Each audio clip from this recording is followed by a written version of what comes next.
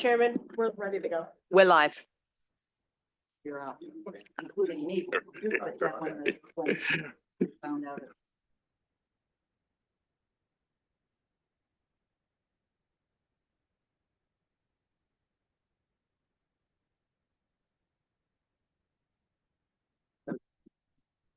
Good morning, everyone. And thank you for attending today's RTA meeting of the Board of Directors. I want to go through a couple of guidelines for our meeting, of which I think you're all familiar. For the members who are in person, please turn on your microphones when you wish to speak and off when you are finished, so we may limit the mics that are on at any one time. And I'll call on those with questions or comments for those attending in person, and I think that's really all of us. For those calling in remotely, keep your audio on mute as much as possible to minimize background noise, which will impair the secretary's recording of our comments. And if you have a question or comment, if you're online, please raise your virtual hand, and Joey, our secretary of the board, will call on you. And if you can remember, like I don't sometimes, lower your hand when you're finished speaking. With that said, I will now officially call this meeting of the Board of Directors of the Regional Transportation Authority to order. And will everyone in attendance please rise for the Pledge of Allegiance? To the flag of the United States of America, and to the republic for which it stands, one nation, under God, indivisible, with liberty and justice for all. Thank you, everyone. Madam Secretary, will you please call the roll? Good morning.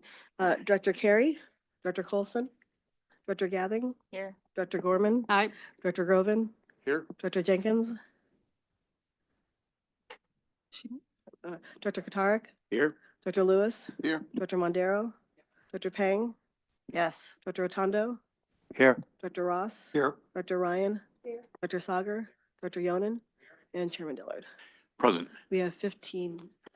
Excellent. 15, and everybody's here. Thank you always for your tremendous attendance at our meetings. Item 3 is the approval of the minutes from the board meeting and executive session held on November 22nd of this year. Any comments or questions? If not, Dr. Sagar, Director Sagar moves, seconded by Director Michael Lewis. And with that, Madam Secretary, please take the roll. Director Carey. Director Colson. Aye. Director Gathing. Aye. Director Gorman. Aye. Director Groven. Aye. Director Jenkins. Director Katarik. Aye. Director Lewis. Yes. Director Mondero. Director Pang. Yes. Director Rotundo. Yes. Director Ross. Yes. Director Ryan. Yes. Director Sagar. Director Yonan. And Chairman Dillard. Yes. We have 15 ayes. Thank you. And the minutes are approved from last month. Item 4 is the public comments section of our meeting. Any comments received will now be read into the record by the board secretary. Do we receive any written We have comments? not received any written comments. Okay. Anybody here that's present that wishes to speak this morning? I think there's one. Come on forward. We don't bite. And thank you very much for being here. Introduce yourself and tell us where you're from. Good morning, everyone, and happy holidays. My name is Mike Archie. I'm a transportation decarbonization entrepreneur. And incidentally, I did send in some written comments yesterday, but after the noon deadline, so if perhaps you can get them. I believe there is an alternate, more cost-efficient path to fleet decarbonization than the transitions proposed by the agencies. I'm not suggesting to abandon the current strategies, but rather imploring you to consider alternatives as a hedge in case the electrification and hydrogen pathways don't evolve as expected. There is a cost productivity, cross-sector, and cross-agency synergy opportunity in the play I'm proposing. I urge you to please give due consideration to this idea. I have brought it to one of the agencies and I got met with, can't do it. We have procurement statutes, it's too late, and all this other, other stuff that you commonly get from government agencies. I was here at the last board meeting, and I don't know which one of the board members say, but we know there's a fiscal cliff. We know you guys need support from Springfield. And I heard these members say, we can't just go down with a tin cup asking for money. We've got to demonstrate that we are looking under every rock for productivity, cost savings, efficiencies across agencies and across sector. This play that I'm suggesting provides all that and a quicker pathway to decarbonization, but it's not being considered. And I just ask, before you dismiss it, before it gets thrown out because of whatever procurement statutes that are perceived, have somebody please talk to me. I can lay it out. The numbers are there. Whether it ultimately works out or not, we don't know, but I don't think it should be dismissed out of hand. Thank you. Thank you, Mr. Archie. So Joey, will you make sure that his testimony gets to all the, or his written materials get to all the board members?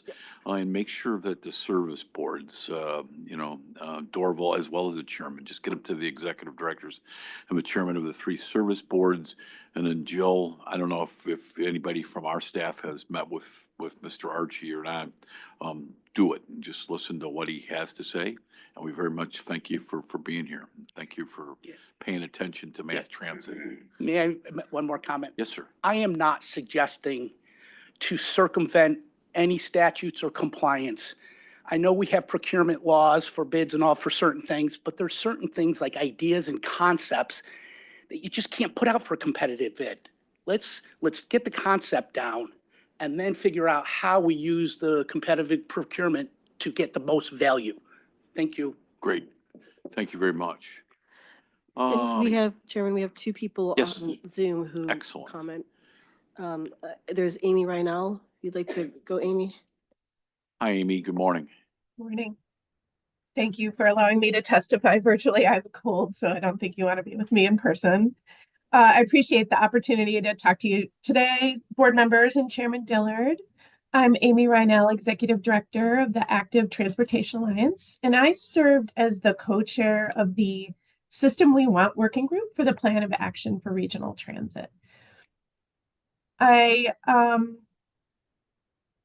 Americans often view transit outside of the US, from Europe to Bogota and beyond, as something that's amazing, but also assume that it's something we can never have. And the reasons people give range from our car culture, our residential development patterns, our government structures, our taxation differences, and so on. But through the PART process and other prior work and work since, from the ENO Center for Transportation, the CMAP Plan of Action, Regional Transit, and advice from Transit Center, a delegation of people from Illinois, leaders from Illinois, did spend a week with transit leaders in Germany. And we focused on learning from a couple regions, Munich and Berlin regions in particular, because they have a lot of comparables to Northeastern Illinois in a number of ways that are really important in thinking about what's possible here.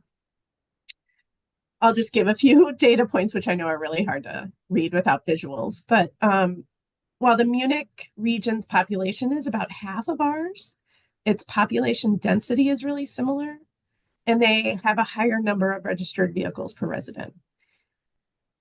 With that, their region has more than double the number of transit riders than we do annually.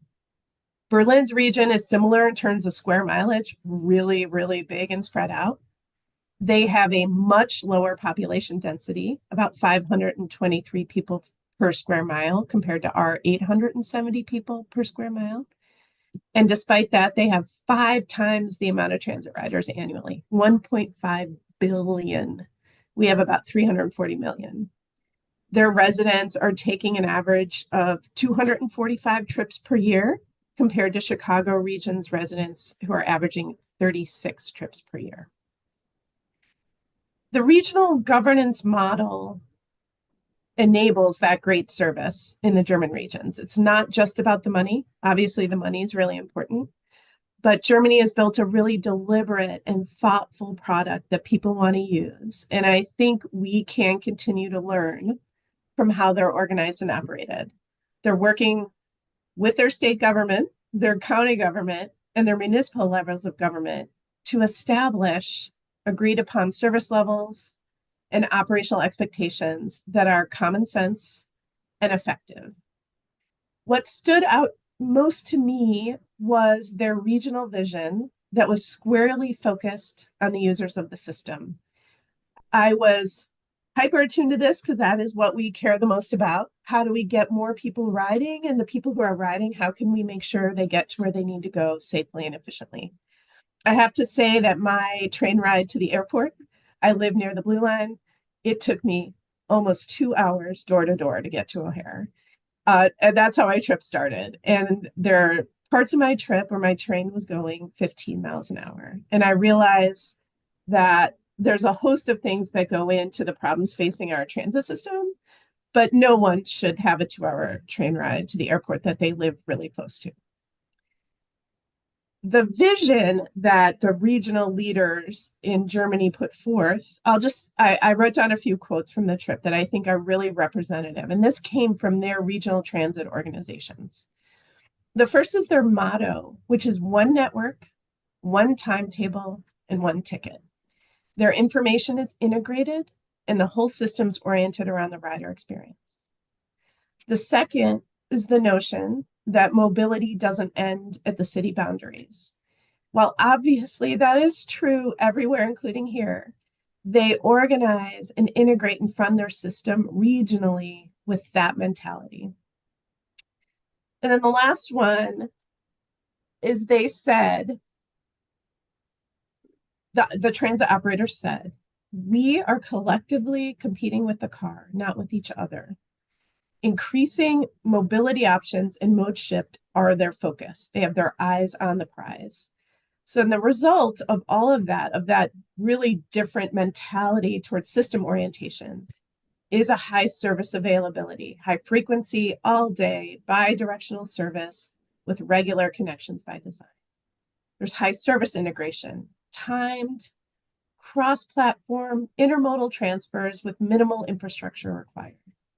And a really effective focus on the user experience, integrated fares, integrated schedule, integrated customer information. We have the skills and know-how and bones in our region to do this. Obviously, you know this, it's not rocket science, but the essential difference is how we're structured and is one of vision. We are in desperate need of a transformative vision for transportation in Illinois, inclusive of transit, that will guide legislation, policies, and funding investment.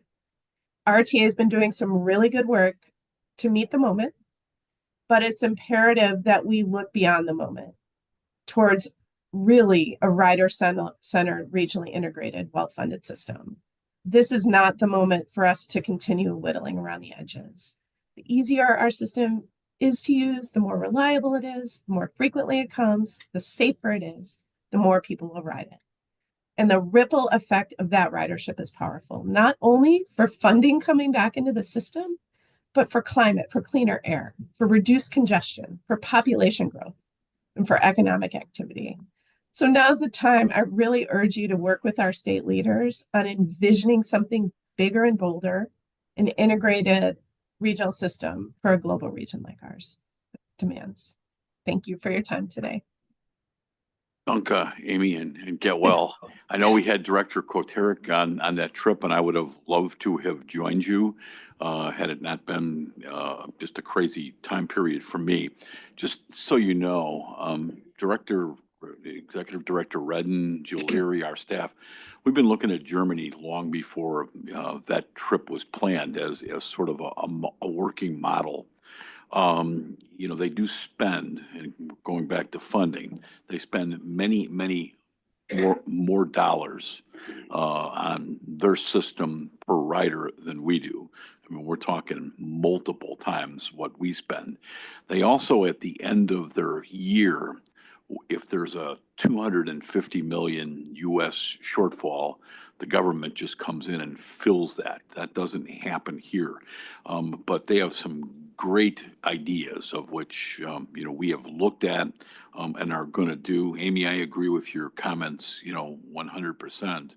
And really look forward to, to taking what you and Director Koterick and others learned over there. And you had the key legislators with you. There will be reform, and it will be real reform.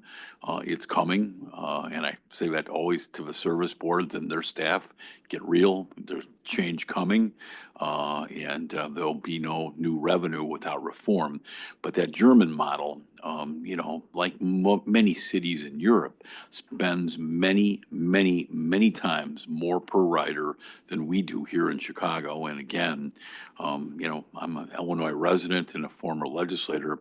We're dead last in state support for mass transit in this country.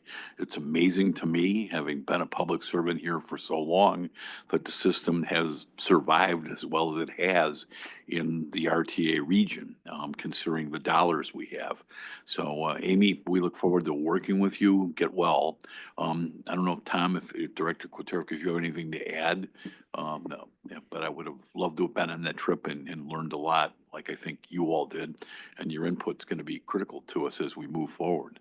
Thanks, Chairman. I think Amy did an excellent job to describe what really was a transformative visit by the legislators, labor, business, and others who were on the trip, and would encourage the RTA staff and the service boards to meet with those that went on the trip, and also the state-owned rail company is Deutsche Bahn. It's owned by the country of Germany that operates a lot of the different service, provided a lot of helpful information, and I'm happy to download and make those connections with folks. And when you think of, not to stereotype Deutschland, you always think of efficiency, right? It just, and it is, the home of, I guess, BMW and Mercedes. So they do have auto competition. Good one. Leanne. Yeah, just a couple of additional comments. Staff are actually going to speak to the German system and sort of the relationship in Mollick's presentation coming up in a few minutes. So we were going to incorporate some of that. I will say too, we've got long-standing relationships with actually not just even the umbrella organization, the authority in Germany, but also the operators. Both my relationships with UITP as well as Mollick's work that he does with UITP on the Organizing Authorities Committee. So we've been sort of, as the chairman said, long versed in sort of their structure and how they work. You're right, a lot of it has to do with money. I think the other thing, the money piece also is not just on the operating side. They have a very well-funded investment into their capital infrastructure, so they don't have these massive state of good repair needs that we have, which often lead to a lot of the challenges in terms of how fast our systems can even operate. I would actually ask, if Amy is still listening, if you wouldn't mind sharing those comments also with IDOT, because a lot of the conversation in the German structure is related to state revenues, not just from the legislature side of things, but from their state sort of transportation entity supporting and funding. And I think that that's a conversation that we need to continue to have as well. So I would encourage Amy and those that were involved to continue that conversation with IDOT as well. We will be doing the same thing, but I think that just connection and that support is also helpful. So that was the only additional comments I wanted to make. And Amy, we obviously have a new Secretary of Transportation in Illinois starting January 1st, who's very familiar with our system. So get it to Gia and also Bria Scudder in the governor's office.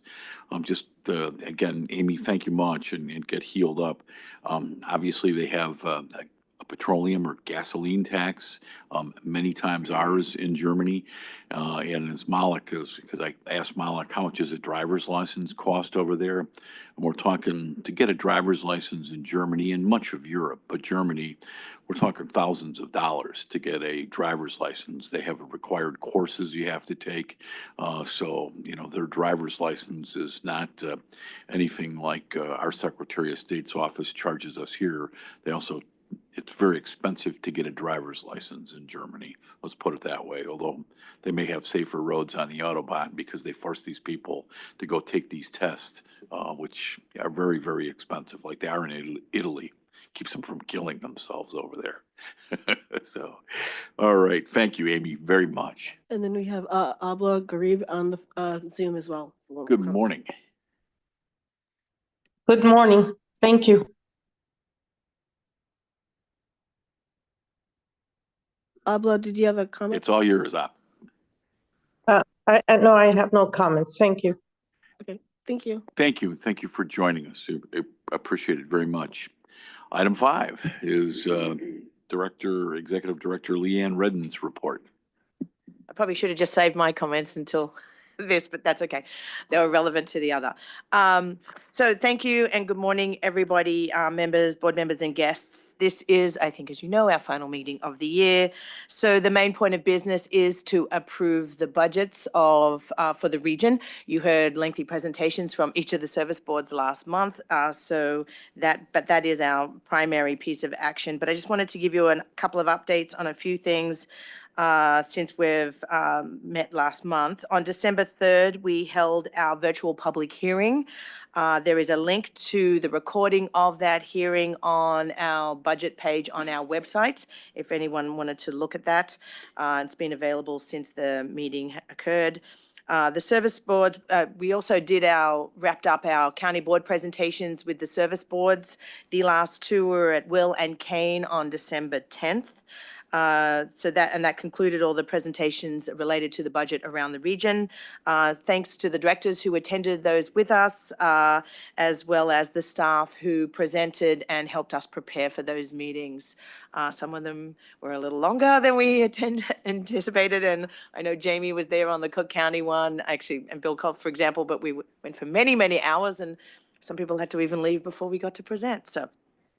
But all that is done, and good feedback and good conversation.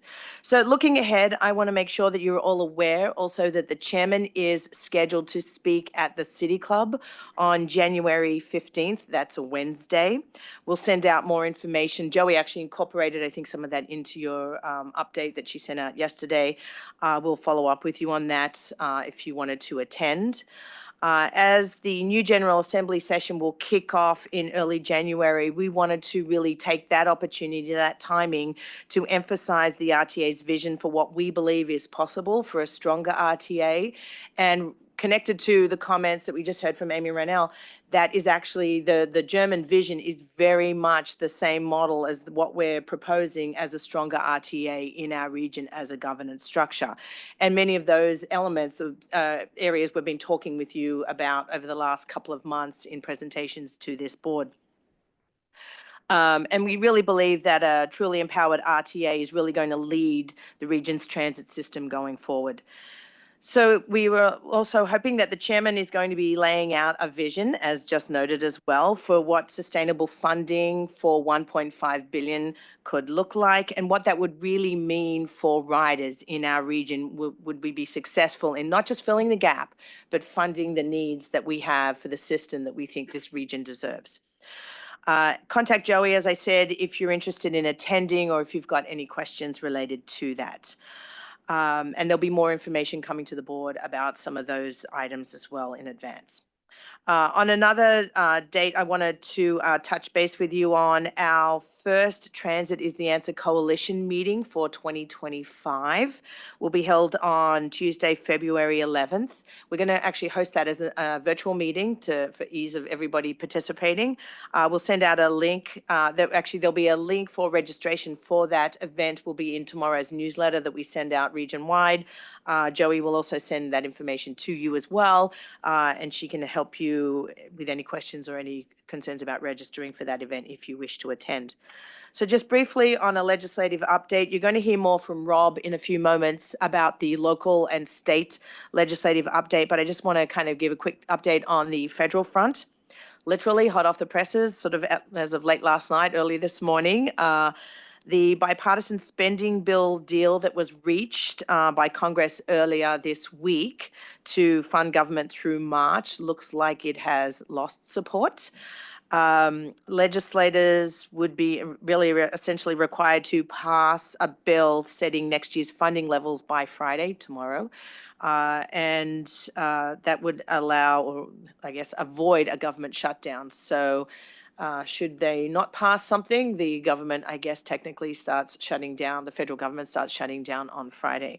I will say that at least going by past shutdowns that have occurred, there hasn't been a significant impact on transit because the FTA, Federal Transit Administration employees, have been historically held exempt in that space. We'll see what happens. I don't know. Maybe something also will come together, but we're continuing to watch and monitor.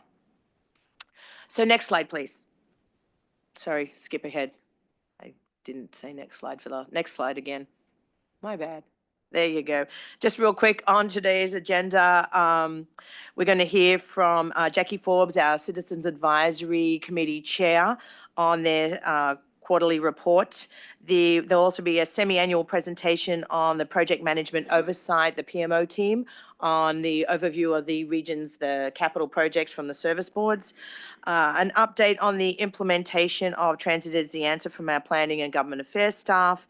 And then following those presentations, we'll be asking for votes on the amendment to an amendment to the capital program, a certification on the financial results for the third quarter.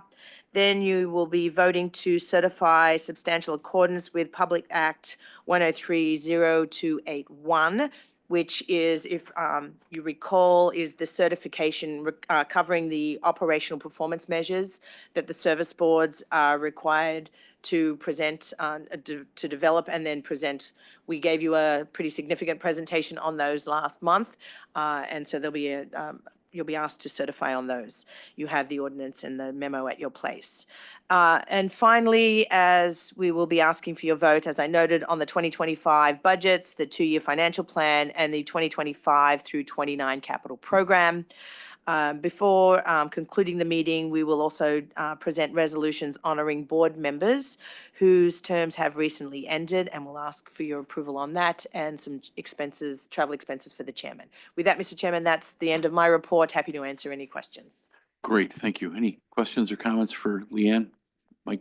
Leanne, since our last meeting, any updates on winds of change in DC based on the administration being further down the road relative to some of their picks for cabinets? And any sentiment there to share with us in terms of the Trump administration versus the Biden administration and its impact on transit?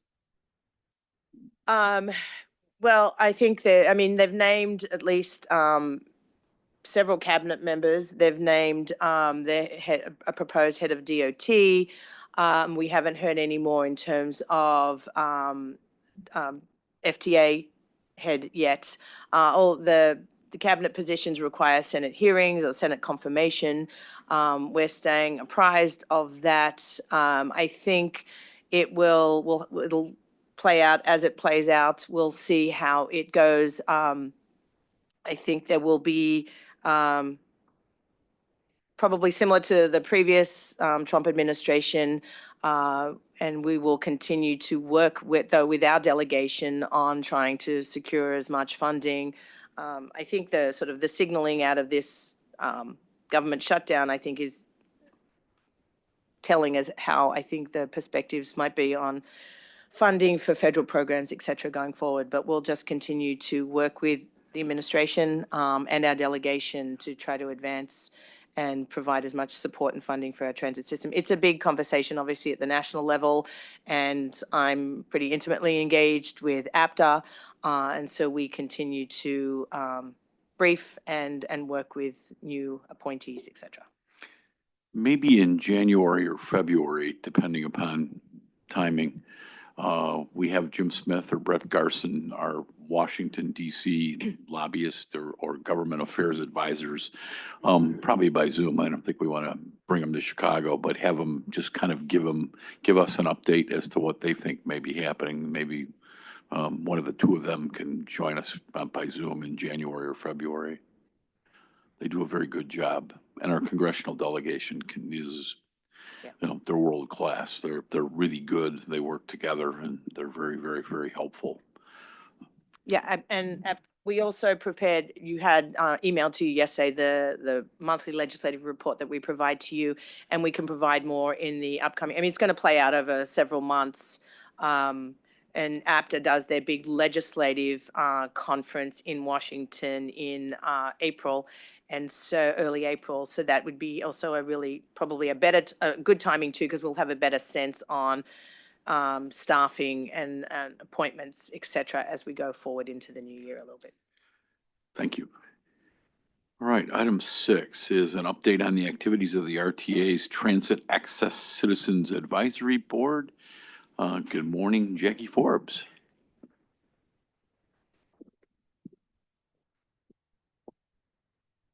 Right. Good morning, Chairman Dillard and members of the Board of Directors. Thank you for your time this morning. My name is Jackie Forbes, and I'm the chairperson of the RTA Citizens Advisory Board, and I'm here to provide an update of the activities of the board.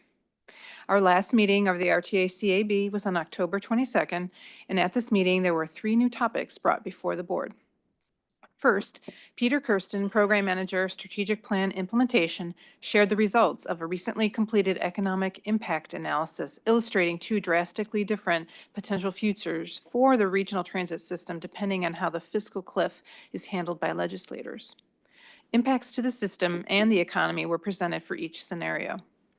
Following the presentation, discussion ensued related to the severity of possible service reductions if the system isn't fully funded, how similar transit systems have handled their fiscal cliff scenarios, and what the impacts would be on ADA paratransit service if fixed route service is reduced. Second, Karen Allen, Principal Analyst, Performance Management, provided an overview of Public Act 102-0281, which requires the service boards make a variety of data points available to the public and General Assembly related to system reliability, staffing levels, scheduled and delivered service, and system safety. Ms. Allen presented on the progress each agency has made toward complying with the statute's specifications. She then explained the RTA's role in annually certifying that the service boards have published all the data and that it is complete. RTA CAB members suggested making the files easier to find on the RTA and service board websites, providing the data in different formats other than zip files, providing data on safety surveillance, and providing a breakdown of the various reasons for late buses and trains. Third, in addition to the RTA seeking additional funding to address the fiscal cliff, Kyle Whitehead, Principal Government Affairs, presented several proposed reform concepts that envision a stronger regional transportation authority with more influence and oversight on service, fare policy, and capital project prioritization, along with funding options. The RTA CAB members then moved into breakout groups for discussion and feedback. The RTA CAB member feedback included the need to expand bus service in McHenry County, saying the RTA should organize events at community colleges to get feedback from the public on reform ideas. RTA should have zoning authority around stations and develop land in a manner that encourages more transit use. RTA should have a larger role in monitoring system safety. Legislators should think about different funding sources that benefit the whole state, not just our region. RTA CAB members would like a more active role in talking to legislators in their area. In addition, RTA CAB member Lauren Gutierrez, representing the network, advocating against domestic violence, provided an update on the implementation of the Domestic Violence and Sexual Assault RTA Public Transportation Assistance Program. She reported that the first full year of that program has come to an end, and staff from the network are working on collecting and analyzing all the data so that they can put a report together to share with the RTA. This report will be provided at a future RTA CAB meeting. Lastly, the RTA CAB adopted the 2025 meeting dates of the board. The meetings will be on January 27th, April 28th, July 28th, and October 27th from 10 a.m. until noon. The next meeting of the RTA CAB will be on January 27th, 2025. I'll be back after that meeting to provide another update on our activities. Thank you, and I wish you all a peaceful, happy, and healthy 2025. Thank you.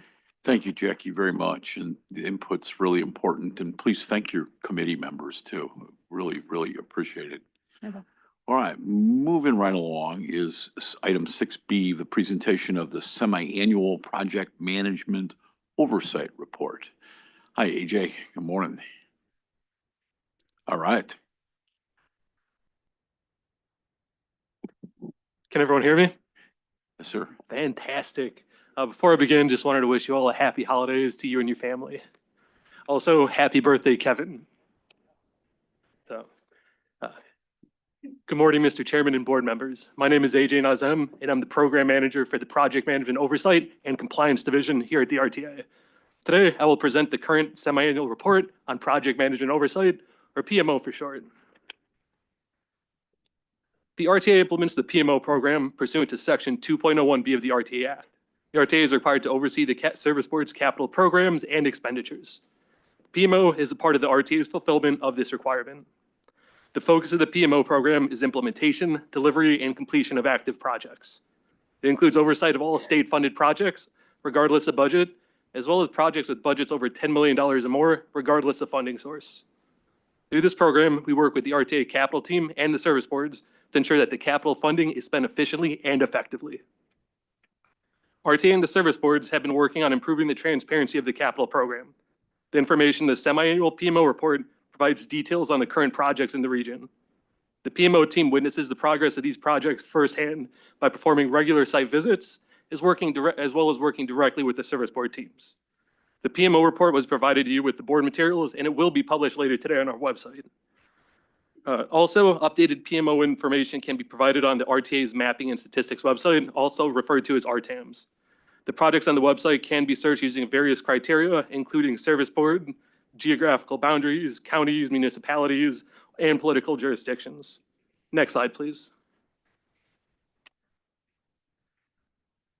The majority of current state-funded projects are funded by the $2.6 billion of Rebuild Illinois State Bond Program and by $227 million in ongoing annual gas tax revenue available for capital projects. This is referred to as PAYGO funding. At this time, I would like to provide some background on the PMO process. First, the service boards complete and submit the grant applications for the Rebuild Illinois and PAYGO funding.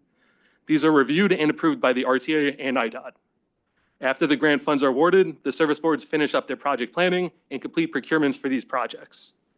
Once the service boards complete the procurements for these projects, the RTA concurs on the procurements and a notice to proceed, or NTP, is issued. The RTA process starts once there's an executed grant agreement with the contractor and project scope activities have commenced. The PMO considers the project to be active at this point. The PMO team monitors the scope, budget, schedule, and risk against the baseline approved in the executed contract documents. All active PMO projects are included in the PMO report. A project exits the PMO report once it reaches substantial completion. To summarize, the RTA PMO projects are a subset of the capital program, and the PMO report provides a snapshot in time of the currently active PMO projects. Next slide, please. This slide I'm very happy to detail as well. So this PMO report includes 85 active state-funded projects that have a total budget of over $10.5 billion, of which $3 billion is state funding. This report also includes 27 projects with budgets of $10 million or more, funded mostly with federal dollars and other local funds. In total, this report details 112 projects, which show a capital investment of over $14.7 billion with a B into our region's transit system. This funding includes what has already been expended and what is obligated for these projects. Some of these projects may span over multiple years. Next slide, please. The bulk of the state funding comes from IDOT's Rebuild Illinois bonds and PAYGO funding sources. All of the $2.6 billion in Rebuild Illinois bond funding was awarded in 2020 and 2021 to CTA, Metra, and PACE. As of November, $897 million, or 34% of the total Rebuild Illinois funding has been expended. PAYGO funding has been issued annually based on the motor fuel tax receipts, with a total of $1.1 billion awarded to the service boards between 2020 and 2024. At this time, $731 million, or 64% of the awarded PAYGO funding, has been expended. Next slide, please. To increase transparency on the timelines for the project implementation, two types of schedules are tracked in the PMO report.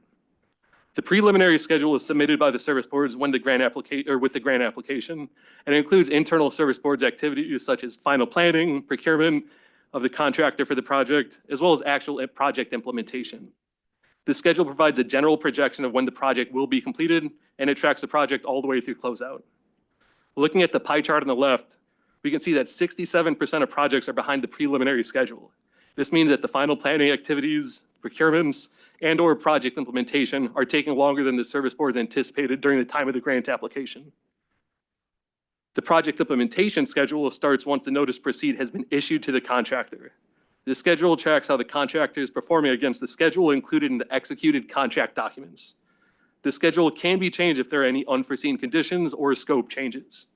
The schedule revisions are approved by the service boards, and once approved, the project implementation schedule is tracked against this revised schedule.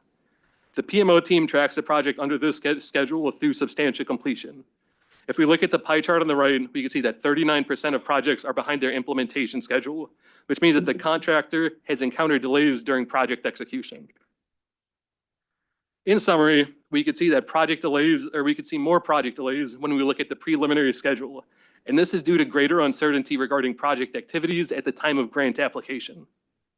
Once the projects move into the project implementation phase, the contractor is held accountable, the scope of work is fully defined, and schedules are adhered to on most projects. RTA still continues to encourage the service boards to have shovel-ready projects with more refined schedules when applying for grant funding. Next slide, please. At this time, I'd like to highlight some of the active state-funded projects. For CTA, construction activities are ongoing at the Racine Station and Morgan Substation project. This project includes demolition and reconstruction of the Racine Station House, major renovations at the Loomis Auxiliary Exit, traction power improvements with the new Morgan Substation, and equipment replacement at the Hermitage Substation.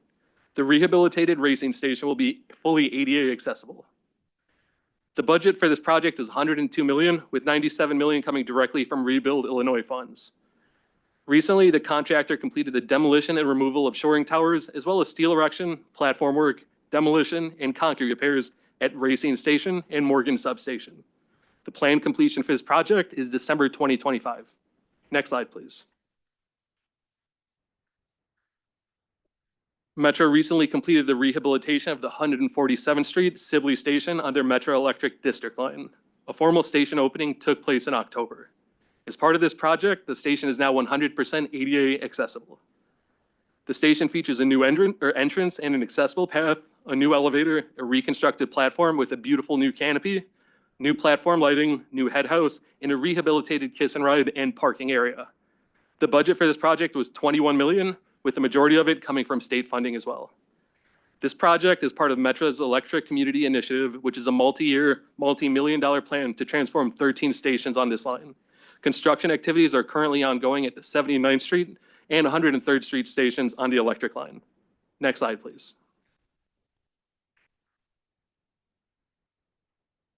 In June, PACE issued a notice to proceed for a progressive design build contract for the North Division Garage. This project is part of PACE's plans for electrification of this facility to better serve the existing fleet and prepare for battery electric buses. The scope of work for this project include, but is not limited to, the following installations: 2 pantograph high voltage bus charging dispensers, 10 pedestal bus charging dispensers, 2 bus charging units, additional outdoor fire hydrants, concrete pads with canopy structures for outdoor vehicle storage, transformers and switchgear to handle increased electrical loads from the power grid, upgrades to the drainage structures, and on-site electrical upgrades. The budget for this project is $16 million, all of which comes from state funding. The design for this project recently reached the 60% milestone. This project is part of phase 1 of the improvements for the North Division facility. The phase 1 construction is scheduled to be completed by July of 2025. Next slide, please.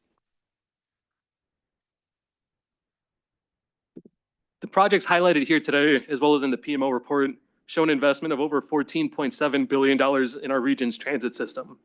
The Rebuild Illinois and PAYGO funds provided a helpful infusion of funding into the capital program.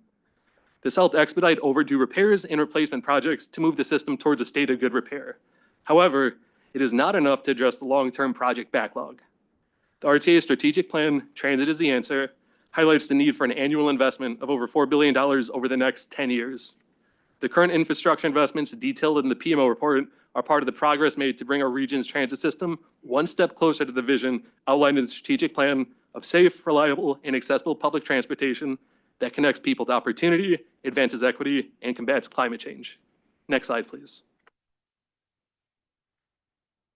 That concludes my presentation. Back to you, Mr. Chairman. Thank you, AJ. Director Yonan. Thank you, AJ. Just a great presentation, going through everything and giving us some great highlights. One of the questions I had, if we can look at, page 16, it's just a few slides into it on the project schedule performance. You did a great job of outlining preliminary schedule, project implementation schedule. And the question I know when, you actually get the projects appropriated, obviously that was a critical steps, which ones would be close to being ready in the advanced planning stages. But is there some way to, hold some of these service boards accountable of what's in the preliminary schedule that is now lacking that may, at some point, again, I don't know who the decision makers are, if you could, maybe let us in on those projects being removed and others taking their place. Of course, the challenge with all this is we realize if projects aren't moving out, they're getting more expensive, and who's watching all of that, whether they're advanced enough, if there's going to be, again, the potential for project substitutions. Would be curious to know a little bit more about that process. I take it you're going to take this one? Sure. So, thank you. Thank you, Director. Yep. So the capital programming process currently is set up in a way that the 3 service boards go through their boards and submit quarterly amendments to the capital plan, that part of that you'll be approving today. So as part of that process, there are opportunities to do what you exactly described, switch projects out that may be delayed due to various reasons. One of the biggest issues we have had is because, as AJ described, the state of good repair needs are not being met. The transit agencies are sort of squirreling away funds in so many breadths of projects that are needed. But I think there are priorities that we can definitely highlight as part of your vote quarterly or other places where we can comment on where we would like to see changes. And the other thing is, as part of the stronger RTA, that is exactly what we are advocating on the capital prioritization, is that right now the process pretty much is that the service boards have already voted on what their capital plan is, and then they're coming to us. So that process gets much longer in itself. But once the projects are moved into any form of design or construction, and part of the PMO team's evaluation, it gets a lot harder for us to sort of weigh in. Yeah, that I understand. Just on the preliminary schedule side. Yeah. I like that. Again, we're seeing, again, some of the data on that. We realize, as you said, some of these service boards left to their own schedules. We know they have their own priorities, and then some other money, and your word again, a good word, squirreled away somewhere hurts another project moving forward. Obviously, a few of us were out there ribbon cutting out at that Sibley Road station just last week, and it's a great project, and you want to see some of those things get built and not wait maybe on a multi-million project that's caught up in a NEPA process or something. So Yeah.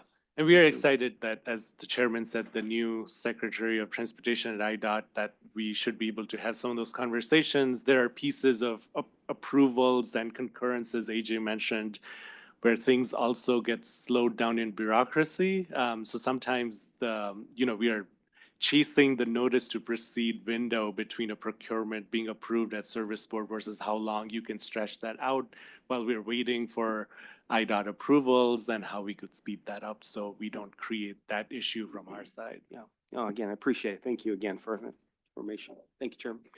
Thank you, John. Any other questions or, yes, sir? Hey, so Malik, just a follow-up. So it sounds like right now, the PMO group, as industrious and hardworking as they are, they're really constrained because of the limited oversight. So it's like more just tracking. I'm just curious, what is that current hammer that we have now on the service boards? And ideally, if there's a more empowered RTA. Yeah, that's a great Can you question. go a little bit more specificity into what you'd like to see in a future state? Yes, as AJ described, PMO kicks in when the project has moved much further down the process. And in many cases, when a contractor, let's take Red Line Extension, it's been going through planning and funding work for decades, you could say. But PMO really doesn't get engaged until the notice to proceed to the contractor will be provided probably in the next couple of months. So then they'll step in and do all of the work he was describing. But I think some of the questions that Director Yonan was asking is more about the early stages, which is more on the programming side and planning side. This is where I think the biggest issue we face is that a lot of the decisions at the service board levels have already been made by the time this board or our team gets to weigh in. So I think if some of that work has a regional component that comes in first, or a stronger RTA can sort of set certain guidelines beyond just the annual budget cycle, it could help potentially move some priorities around and get us to weigh in. The work still needs to happen at the service boards. We don't, do track work and things like that. They are best positioned to do it, but by the time it gets here, it has already gone through significant process. Can I ask a quick question? Yes, Director Colson, great question. You Director touched on Mondero. this. Realistically, tell us how much oversight you're going to have over the Red Line Extension project going forward. Yeah, EJ, if you want to talk about the scope, we are actively negotiating a scope on PMO oversight for RLE. So EJ can go into that. Yeah, so I could actually emphasize a little more. So we actually have a contractor on board for the Red Line Extension where they already reviewed all the procurement documents associated with it and the contract documents. We're in the final stage of our procurement to assign the task order for oversight with them. It should be done within the next few weeks, but it should be done definitely before CTA issues the full NTP to the general contractor. And when we do that, we look at the project, we attend the progress meetings, we attend the design meetings, we attend the quality meetings, as well as safety meetings to ensure that everything is happening the way it should be. We'll do on-site investigations to make sure what they're saying they're doing is actually being done. We provide progress reports and work hand in hand with the project management team of CTA, as well as I want to give a shout out to Nishia. She's the vice president of the Red Line Extension, excellent person to work with, and we're happy to be with her. And again, we just try to keep everything that we can, keep the progress or keep the project on track and make sure that our concurrences are handled in an efficient manner so it's not held up in our court. But I think the point to make is it's sort of a compliance thing and tracking against what they say they were going to do. It's not that, and then this is a theme that we've talked with you about in several meetings about sort of what a stronger RTA could look like. Having the RTA and a regional conversation earlier in a process as opposed to sort of after everything's kind of all sort of set and locked up, and then we're just ensuring compliance. And so that's sort of the nuance, I think, between sort of the current state. And the current state that AJ is describing is the way it's dictated in the state statute. So, that PMO process is the requirement of what, the RTA Act requires us to do.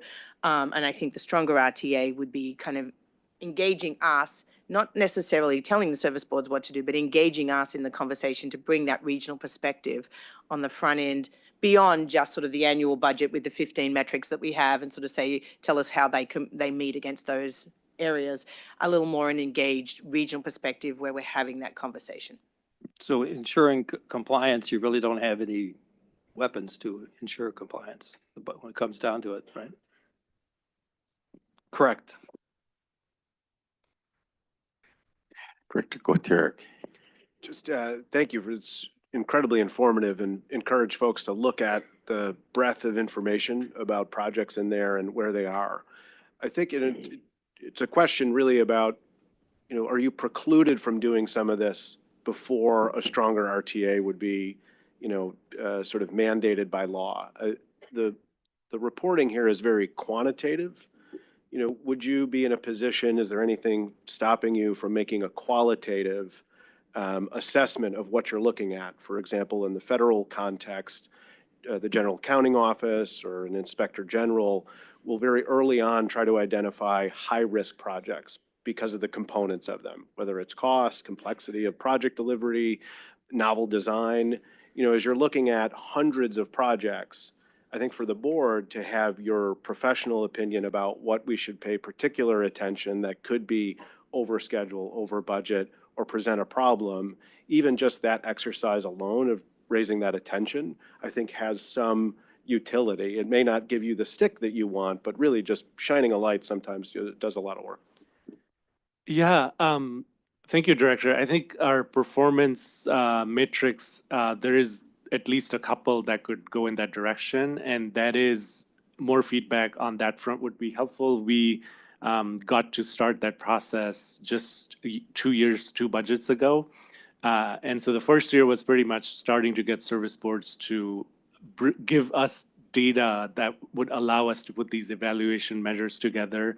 In the second year, I think it's starting to work a little bit better in terms of they've done it once, it's easier to do it again and make some changes. But that's something before a stronger RTA or reform gets into place, is we can definitely weigh in. So the first quarter is really a space for us to proactively engage. So I've already set up calls through March with my counterparts on, for example, what we do with the withholding as part of the capital program, if the spend rates are lower, and some of the things that this board voted on in 2021 for starting with the 25 capital program. So there are spaces where we can weigh in with financial risk, but because projects in federal pipeline are handled between FT and the direct recipient, that's where I think, to your point, we do not have as much insight. If there's state funding involved, as AJ said, we have a lot more insight into how that project is moving along. But then the service boards have to identify that we would like this project, even if it's 5 years down the line, to use PAYGO funds or state funds, and then we have a lot more insight. For example, the PMO is partly funded by IDOT, so it's a joint venture between RTA and IDOT. Yes, just as a riffing off of the comment of Director Katoric, I mean, I think it'd be great if the RTA could like give a grade for every project. Like, hey, you're on time and under budget, right? And then you're getting an A, right? And then so another project that is like over budget is 6 months, a year, you know, and the Tribune just did that editorial on the Kennedy Expressway, right, that we all just read, and the reversible lanes will open again in January, but then they'll close a few weeks later. They're probably going to get less than an A, right? And so I think then all the different project managers, if they know that they're going to have some kind of accountability on the back end of that project, they're going to be much more attuned to like, hey, let's make sure that we're going to go forward. Something. So just a quick comment on. I will say that I think the memo that you had in your packet, there was also, when we sent it out, there was the full report, and the full report actually gives you more of a scorecard kind of scenario across all the projects. I think there's still a bit of a difference in the conversation between sort of the planning programming front end side, which is sort of the space where Malik was talking about, and then the sort of scorecard tracking piece that AJ was talking about in the PMO report. So I think some of those things are happening. I think they could be strengthened, I think, which is sort of the point. So your feedback to us gives us also that sort of foundation from which to go back to the service boards and continue to work on some of those things as well. But I would encourage you to look at the more detailed report, because it does go project by project. AJ just hit on a couple of highlights, because it would take up hours to go through that entire hundreds of projects that are in that report. Mr. Chairman. Director Lewis. May I ask, Leanne, is there any economic penalty either now or envisioned? Because I mean, to give a grade or to basically kind of give an evaluation is one piece, but is there any economic hammer that the RTA has now, or should that be something we propose? Yeah, so you probably recall back in COVID, the metrics that we have now that you've been approving for the last 2 years for the capital program, by which they have to sort of categorize and sort of rank their projects, if you will, as they submit them for the budget, is part of that work. There was the piece of that also had requirements about sort of achieving goals and sort of spend rates, those kinds of things that the board essentially didn't come to consensus on. One of the ideas was to, if they weren't spending at appropriate amounts of money, to Director Yonen's kind of point, could we pull some of that money back and could it be redirected into areas where we think there might be regional priorities, for example, or something's ready to move sooner, for example. The board didn't reach consensus on that at that time, and it was tabled through really basically starting at the beginning of this year for us to sit down with the service boards and talk about that withholding amount. We've been tracking what that number could be. Remind me what the number would be about? Yeah, it's close to 20 million a year right now, so it's not a big amount in the larger scheme, but at the same time, as Leanne said, when Brian is up here presenting the budget for your vote. I think you'll see some of that. And our goal is that we want to implement that in 2026 budget. So we would have to start the work at staff level in January to have the conversation that, one, let's move forward with the penalty or withholding. But the harder question is, what do we do with the withholding? Do we create a formula and redistribute it? Do we weigh on specific projects? To your point, like if someone's getting an aid, you get more money, or does RTA directly use those funds to do something with it? So those are all open-ended questions about the withholding. And you probably, I mean, it's been a while, but we did have some of those conversations in earnest back in COVID. And then it was people were like, let's try to just take this stepwise. The board was suggested, okay, let's implement the metrics, get everybody comfortable with that, start tracking and looking how we see that playing out in terms of both allocation of dollars, compliance with those metrics, and the withholding, and then tabling the actual withholding, if you will, and then how we would apply that. So that's the work Molik's going to start beginning Q1. Any other questions? If not, thank you very much, AJ. Thank Leanne, you. just a question for you. Should, because we have a board member or two that may have to leave by around 11, should we keep item 6C, the transit, as the answer till the end since it's not an action item? So let's go to 7A, which is an amendment of the 2024-2028 capital program. And Tara O'Malley can present this item. Hi, Tara. Morning. Can you hear me? Okay, sorry. I'm Tara O'Malley, Principal Analyst in the Capital Program here at the RTA. I'm here to present an amendment to our closing amendment, actually, to the 2024 to 2028 Capital Program. Next slide, please. This amendment includes changes to the approved funding and projects for CTA, Metra, and PACE. The overall program is increasing by $2.56 billion. We want to note that capital amendment changes come from this capital amendment change comes from a mix of new funds and reprogram funds from past capital programs. CTA's program is increasing by $2.51 billion from all new funds.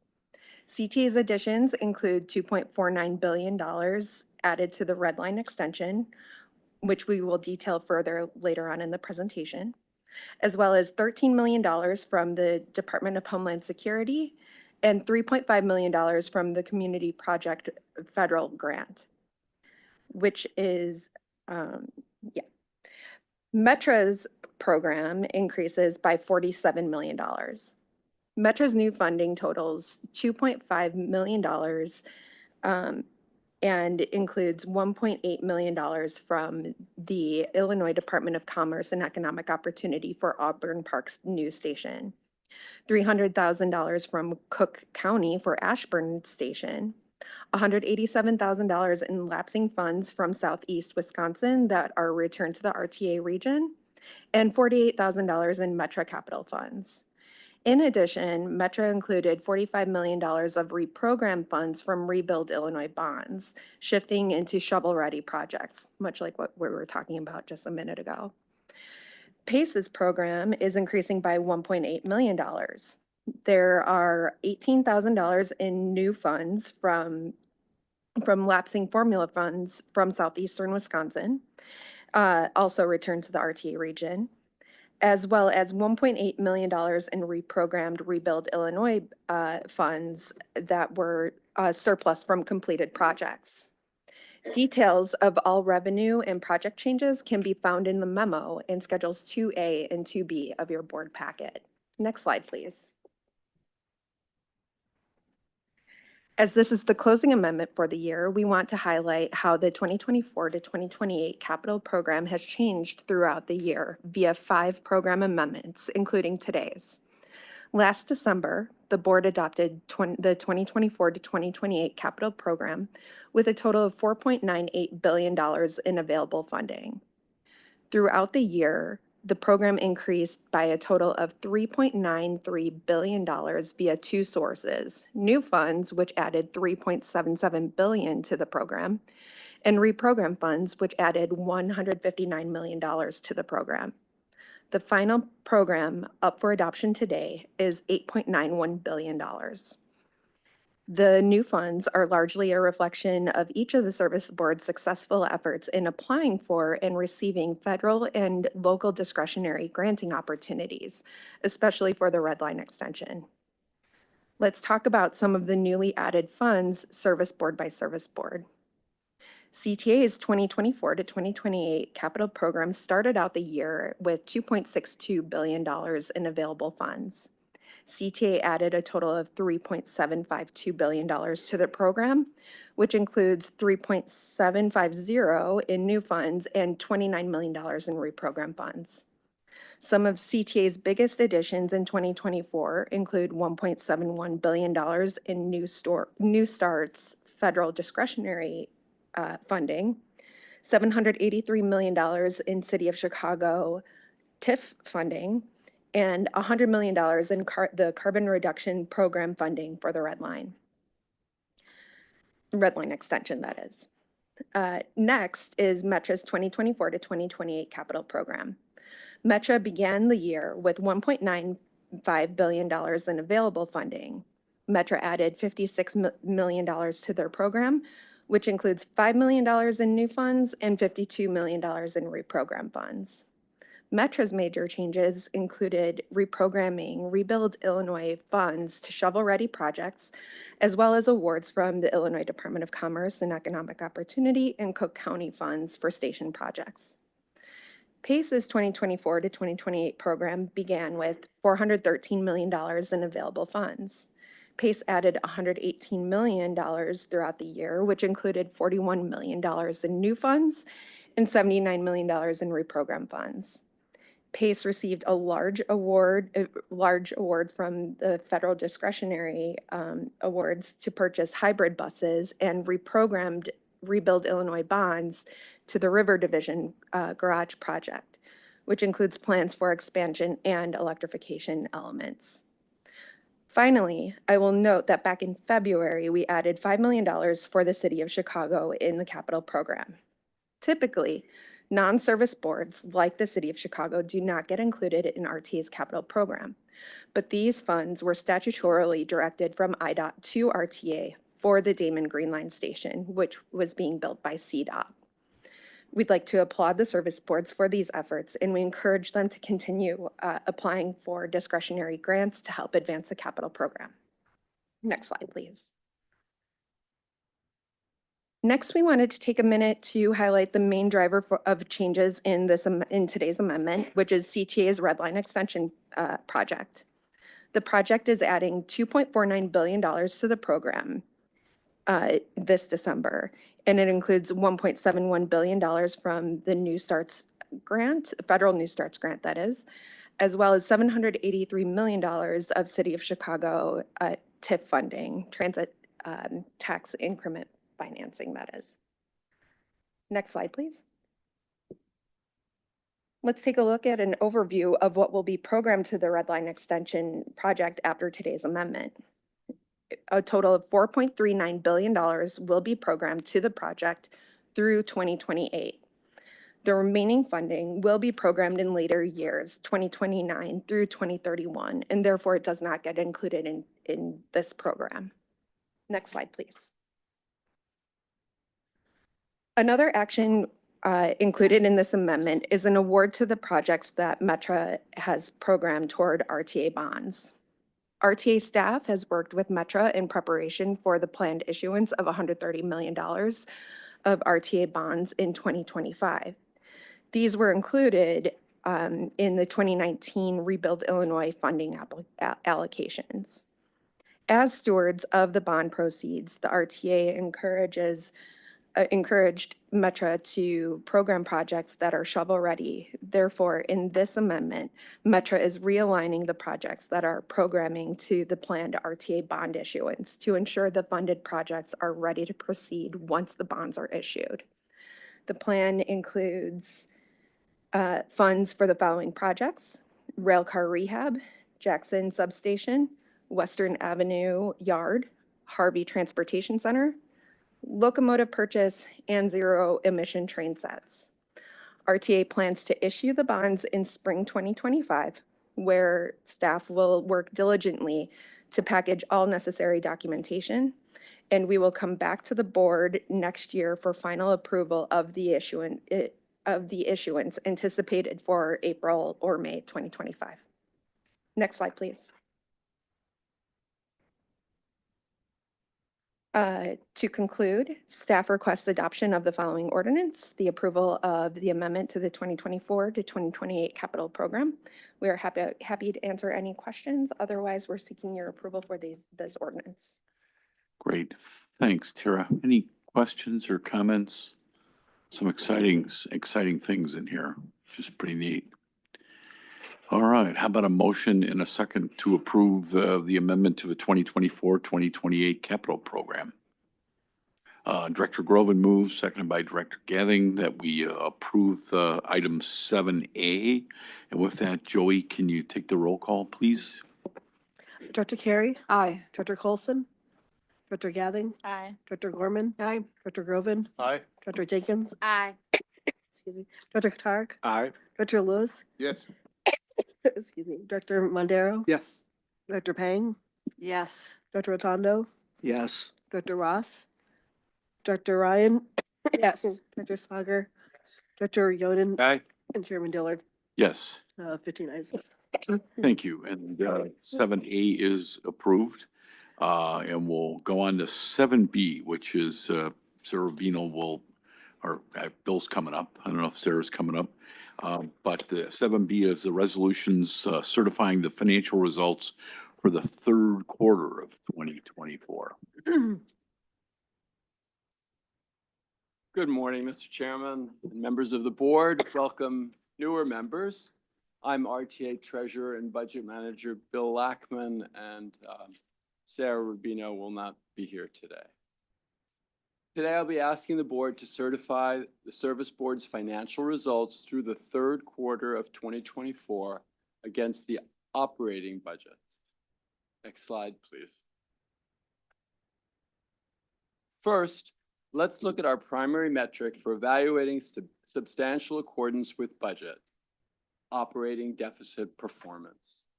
The favorable trend continued through September for each mainline service board. ADA Paratransit, on the other hand, has an unfavorable result as ridership has driven purchase transportation expense proportionately over budget. Staff initially found the ADA Paratransit results to be not in substantial accordance with budget due to their unfavorable operating deficit of 6.1%. However, PACE provided the RTA with an action plan requesting approximately $10.4 million from the RTA ADA Paratransit Reserve Fund. After completing the action plan protocol with PACE, staff can recommend a finding of insubstantial accordance with budget for the PACE ADA Paratransit results. The exact amount of the additional funding required will be communicated to the RTA during PACE's year-end close process and will require board approval in early 2025. PACE Suburban Service continues to experience very favorable results versus budget. Despite extensive recruiting efforts, PACE's headcount remains 285 full-time equivalents, or 15% below budgeted levels. This in turn has led to lower than budgeted labor expense. Moreover, fuel, insurance, and other expense categories have also been favorable. PACE ridership has exceeded expectations, producing favorable system-generated revenue, which also contributes to the favorable operating deficit. With the regional operating deficit favorable to budget by 7.7%, staff recommends a finding of insubstantial accordance with budget for the third quarter CTA, Metra, PACE, and PACE ADA and the regional budgets. Next slide, please. Since our last update in October, the service boards have requisitioned an additional $39 million of COVID relief funding. And as a region, we've now drawn down 69% of the $3.5 billion total. Metra and CTA are expected to draw 100% of their relief funds by the end of the year. That concludes my presentation on the third quarter certifications. Back to you, Mr. Chairman, for any questions the board may have and several votes. Thanks, Bill. Question, Director Gathing? That end of the year is 2025, right? Or do you mean 2024? 2024. Okay. So you expect the federal relief funding to be exhausted by Well, the end of this month? we expect it to be drawn. Okay. Yeah, drawn but not expended. Okay, thank you. So they basically draw it into their coffers. It's their money. That they spent for 2025? They will have into the future to still spend. Yes. Okay, thanks. We don't expect the funds to be fully exhausted until early 2026. Okay, thank you. Any other questions? If not, how about a motion to approve that they are substantially compliant? Director Carey moves, seconded by Director Mondero.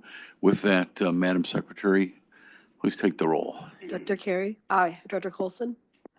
Dr. Gathing? Aye. Dr. Gorman? Aye. Dr. Groven? Aye. Dr. Jenkins? Aye. Tarek? Aye. Dr. Lewis? Yes. Dr. Mondero? Yes. Dr. Peng? Yes. Dr. Rotondo? Yes. Dr. Ross? Yes. Dr. Ryan? Yes. Dr. Sagar? Dr. Yonan? Aye. And Chairman Dillard? Yes, thank 16 you. ayes. Item 7C is the ordinance certifying substantial accordance with Illinois Public Act 103-0281. Malik, tell us what we're doing here.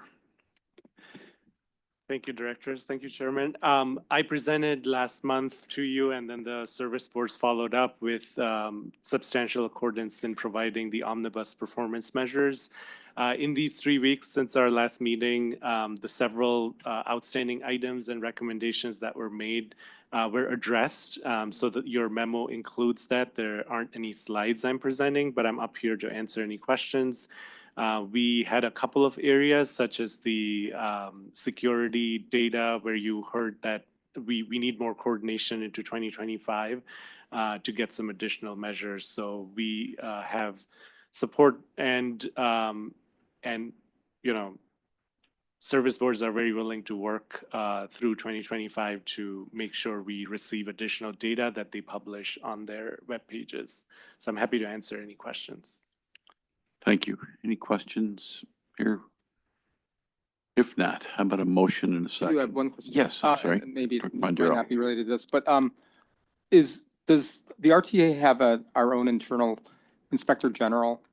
And I'm just wondering what the oversight of the IGs of the service boards are, and if that's something that would go in line with this. And I'm thinking of like that recent Metro story of the police misconduct. The RTA does not have an IG. We are actually under the umbrella of the state inspector general. So we don't have that direct responsibility. And the service boards, are they under also? At least I know that CTA was wrapped up under the state. Yes, so it is the state IG. And they are, without breaking confidences of Allison, I mean, we do get things from the state inspector general, and she or he watches, and we do communicate with them. I get this brown envelope every now and then from them on things that are out there and complaints that are filed. So they're active, they're watching, but we're under the state, which is actually a very professional operation. Here's Allison.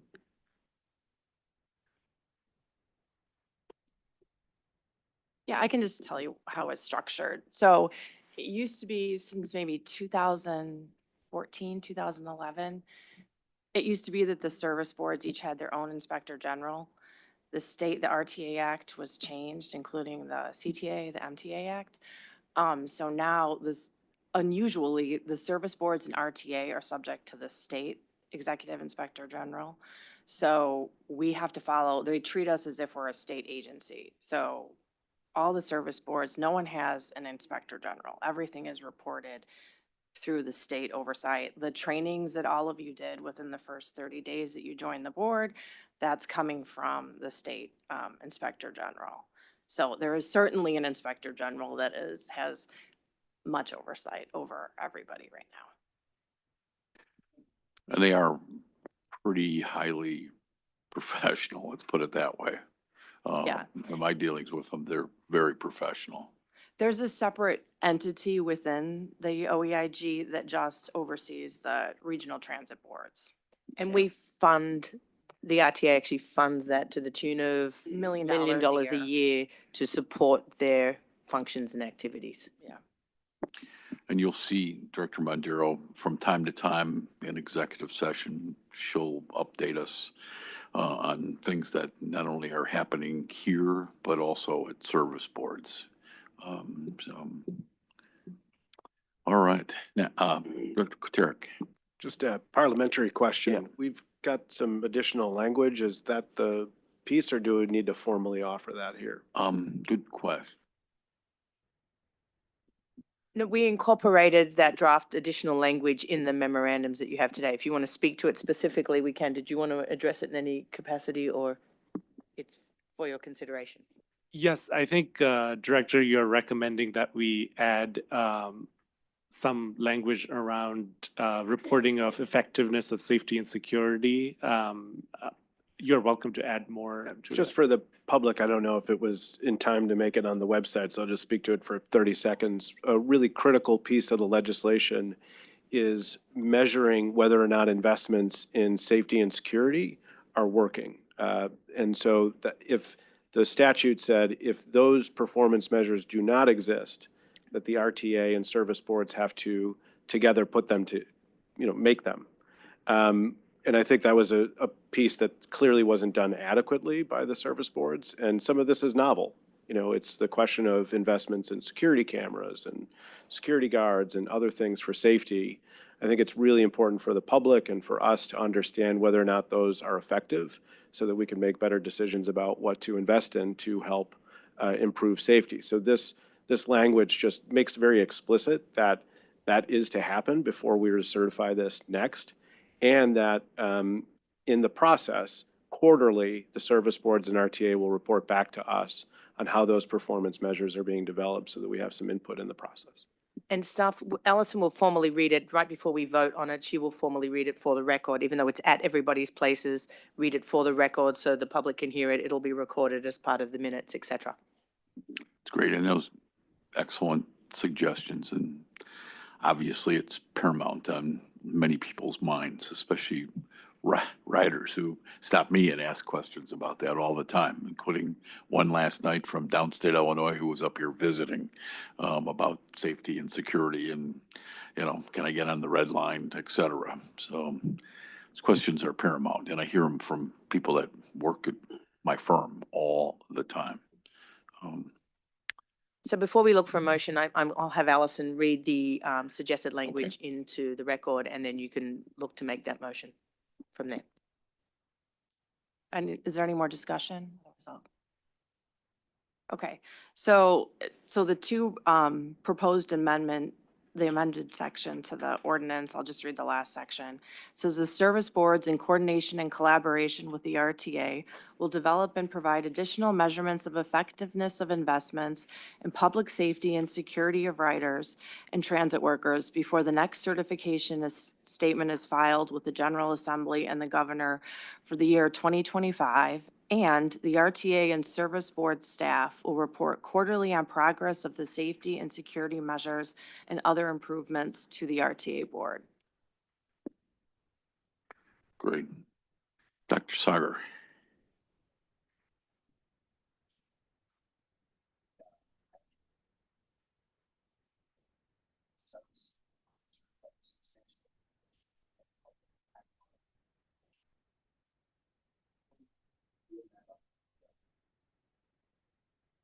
Great, thank you.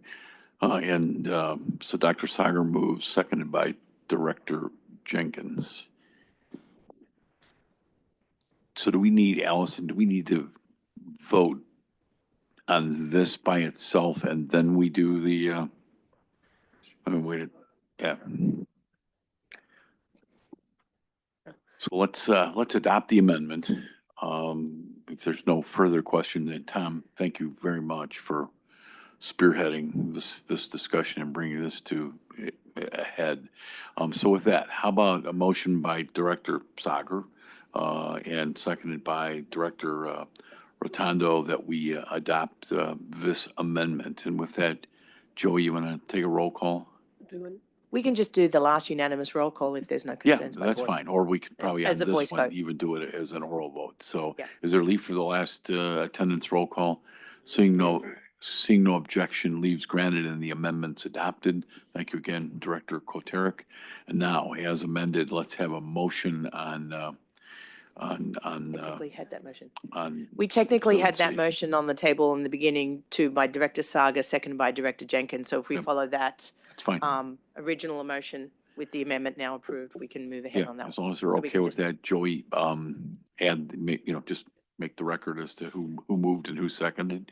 And with that, on this one, why don't you go ahead and take a roll call? Dr. Carey? Aye. Dr. Colson? Aye. Dr. Gathing? Now, this is on the budget. Dr. Gorman? No. No, Just in, okay. yep, Okay, it's amended. 7C, item 7C. 17. Dr. Gathing, Dr. Gorman? Aye. Dr. Groven? Aye. Dr. Jenkins? Aye. Dr. Kotarik? Aye. Dr. Lewis? Aye. Dr. Mondero? Yes. Dr. Pang? Yes. Dr. Rotondo? Yes. Dr. Ross? Yes. Dr. Ryan? Yes. Dr. Sager? Yes. Dr. Yonan? Aye. And Chairman Dillard? yes. 16 ayes. And that is adopted. And again, thank you, Director Koterik and Director Sager and all of you on that. Let's move on to 7D. And that's the ordinance adopting the 2025 budgets, 2026 and 27 financial plans, 2025 to 2029 capital programs of the service boards and authority, and appropriating funds for the 2025 budget. Good morning, Mr. Chairman and members Good of the morning. board. Doug Brian, Anderson, Manager of Budgets and Analysis here at the RTA. Today, along with my colleague Brian Lowenberg, I'll be asking you to consider adoption of the 2025 operating budgets and capital programs of the service boards and the RTA, bringing to a close the budget development process, which began with the budget call back in May. Next slide, please.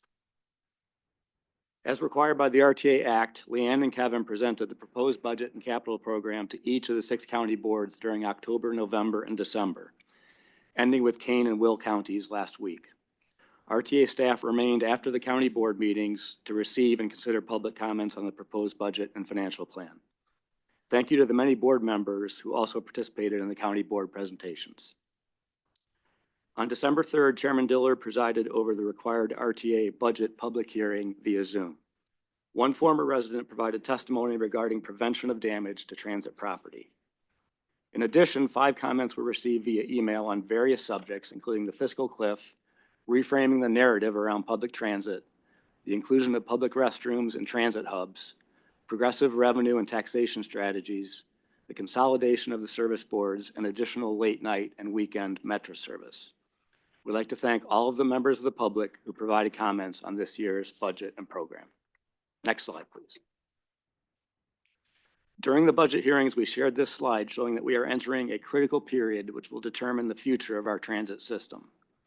The pandemic caused enormous disruptions to our transit system and exacerbated issues caused by decades of underfunding. Over the past 4 years, ridership has recovered steadily as federal relief funding has been consumed, allowing the RTA and service board budget teams to gradually provide a clearer picture of our emerging financial situation. Each of the budgets and financial plans you are considering today contains a relief funding exhaustion point in 2026, after which unspecified budget balancing actions have been incorporated. If a funding solution is not identified by the spring of 2025, the service boards will be forced to begin the lengthy process of identifying extensive service cuts and fare increases that will be necessary to maintain budget balance. Next slide, please. The proposed 2025 regional operating budget totals $4.2 billion. This represents expense growth of 5.7% from the 2024 budget and 11.3% from 2024 estimated expenses, driven primarily by planned service levels and associated labor costs.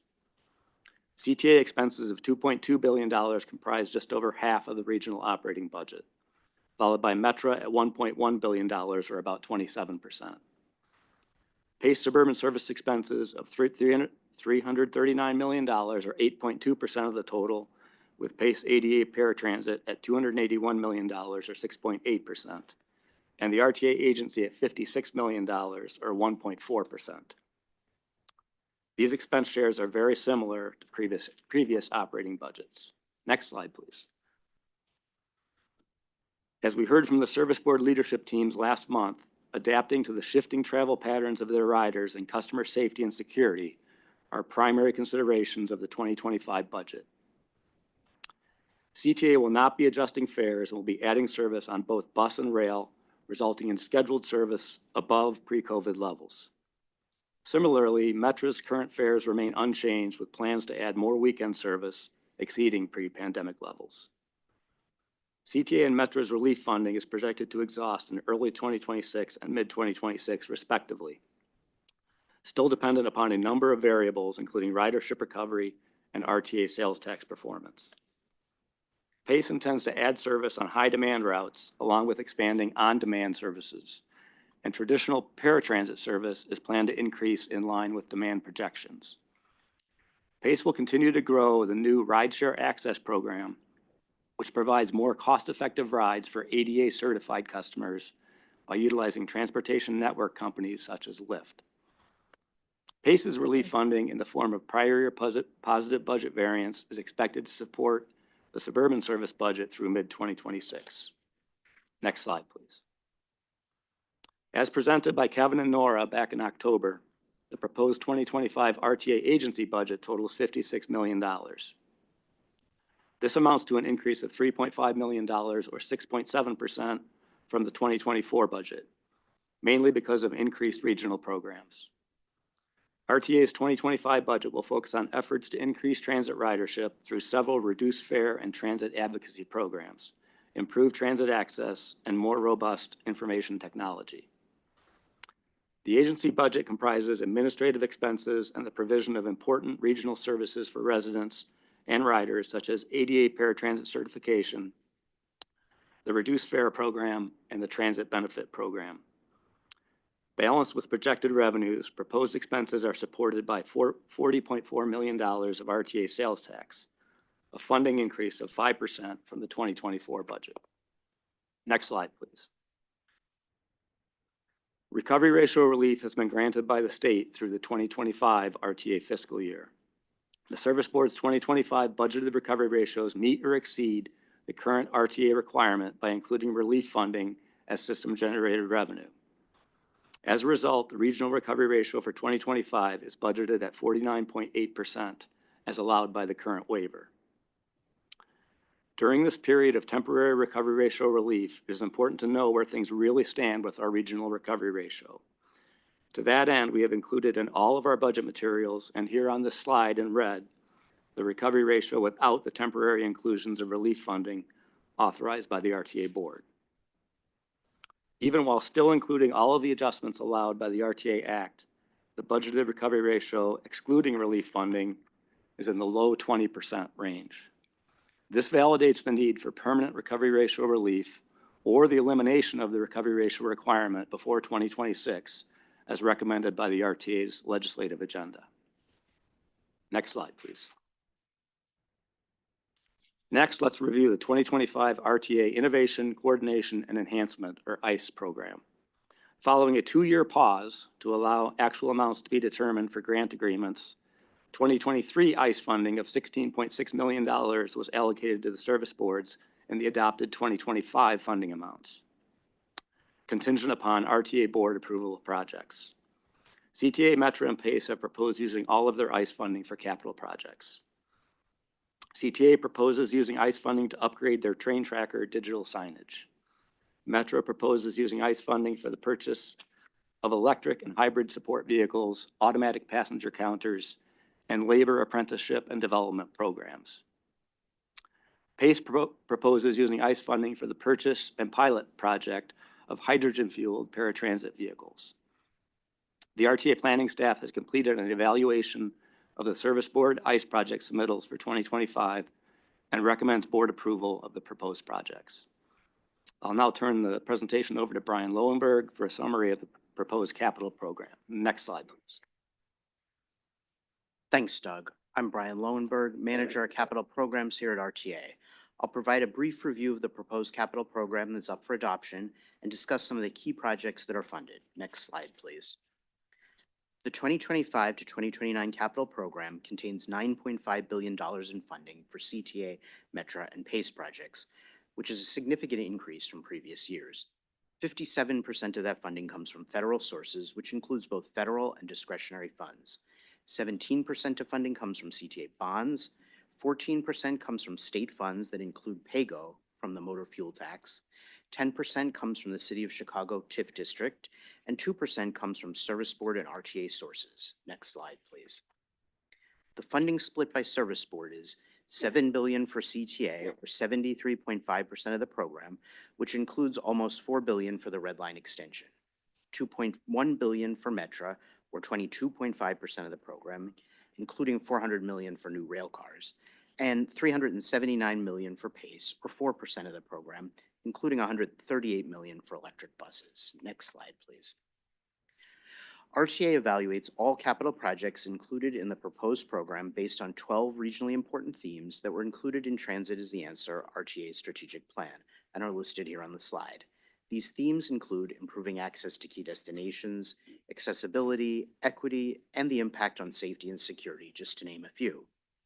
Each theme is evaluated using either one or two metrics that total 15 evaluation criteria. Next slide, please. All of the project evaluations are available for review in the budget book appendix, as well as on RTAMS. On the slide, you will see a sample page of the evaluations that appear in the budget book. The evaluations are being presented with a new symbology that makes it easier to scan and see which projects are meeting which of the regional goals. Next slide, please. We wanted to touch on some key projects included in the capital program in 3 of the areas that the regional transit system is focused on addressing. These focus areas include providing a more equitable transportation system, working to achieve a fully accessible system, and reducing transit's climate impact. The service boards have put a significant emphasis into the 2025 to 2029 capital program on investing in a more equitable transit system. For CTA, equity projects include the Red Line extension, funded with $4 billion, and the 103rd Street Garage Electrification Project, funded with $133 million. For Metra, equity projects include the 78th Street entrance at the new Auburn Park Station, funded with $33 million, and the Harvey Transportation Center, funded with $8 million. And for PACE, equity projects include the River Division Electrification Project, funded with $82 million, and the electrification of Southwest Division, funded with $92 million. Next slide, please. Another regional emphasis with significant funding in the program is the continued effort to make the system fully accessible. CTA's accessibility program includes All Stations Accessibility, which focuses on making stations fully vertically accessible, and funding improvements include Oak Park and Ridgeland on the Green Line, Cicero and Austin on the Blue Line, and Clybourne on the Red Line. $78 million is included in this program. Metra's accessibility enhancements include improvements at Rogers Park and Olympia Field Station with a combined investment of $62 million. And while PACE's fleet is already fully accessible, new vehicles offer enhanced accessibility with stronger lifts and other amenities. PACE investment in paratransit vehicles for the period is $44 million. Next slide, please. Finally, the region continues to make major strides in funding cleaner transportation in the program, with major investments in several projects.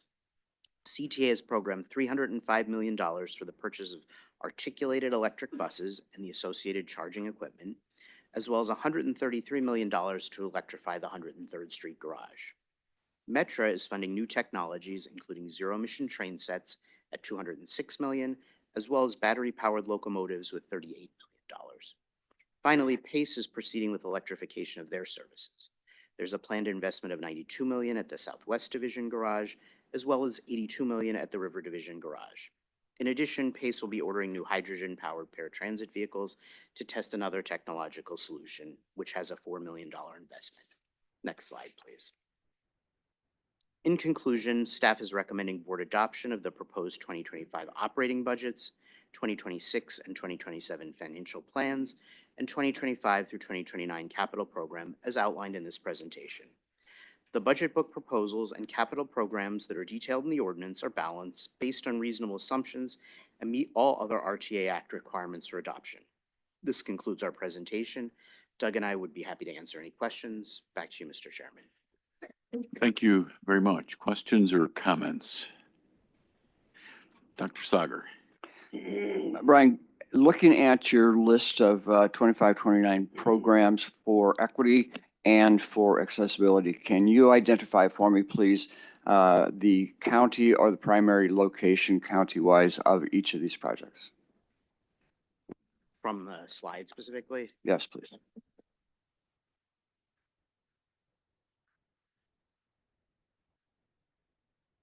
We're looking at Metro and PACE then specifically, or? CTA, Metro, and PACE. So the CTA projects, yeah, are in Cook County. Cook County, right. Oh. Is that better? Yeah, CTA projects are in Cook County. I believe Metra is in Cook County. River Division Garage is in Kane County. Southwest Division, I believe that garage is in Cook County. Thank you. Accessibility, you said? Also? Please. Yeah. The CTA projects are in Cook County. Metra Rogers Park is in Cook County. Olympia Fields is Cook County. Okay. The hydrogen paratransit vehicle purchase is going to the River Division Garage. That's in Kane County. Paratransit vehicle purchases are system-wide, so those affect all counties in the region. Thank you very much. You're welcome. My question focuses on the fact that there's a huge amount of capital funding that goes to Cook County, which is understandable. I mean, I don't really question that. But aside from Kane County, there's no significant equity or accessibility projects that are proposed in the 2529 program for the outlying counties, which are part of the system. So I'm going to continue my efforts. I've made a commitment to myself to keep pointing this out, that we cannot focus solely on Cook County, City of Chicago, but we need to look at our other outlying member, if you will, counties in the transit system. So that's just a point I'd like to make. We're hungry in McHenry County for Metro investment in the rail yard and things as simple as projects for warming shelters, etc. So that's my point. Thank you.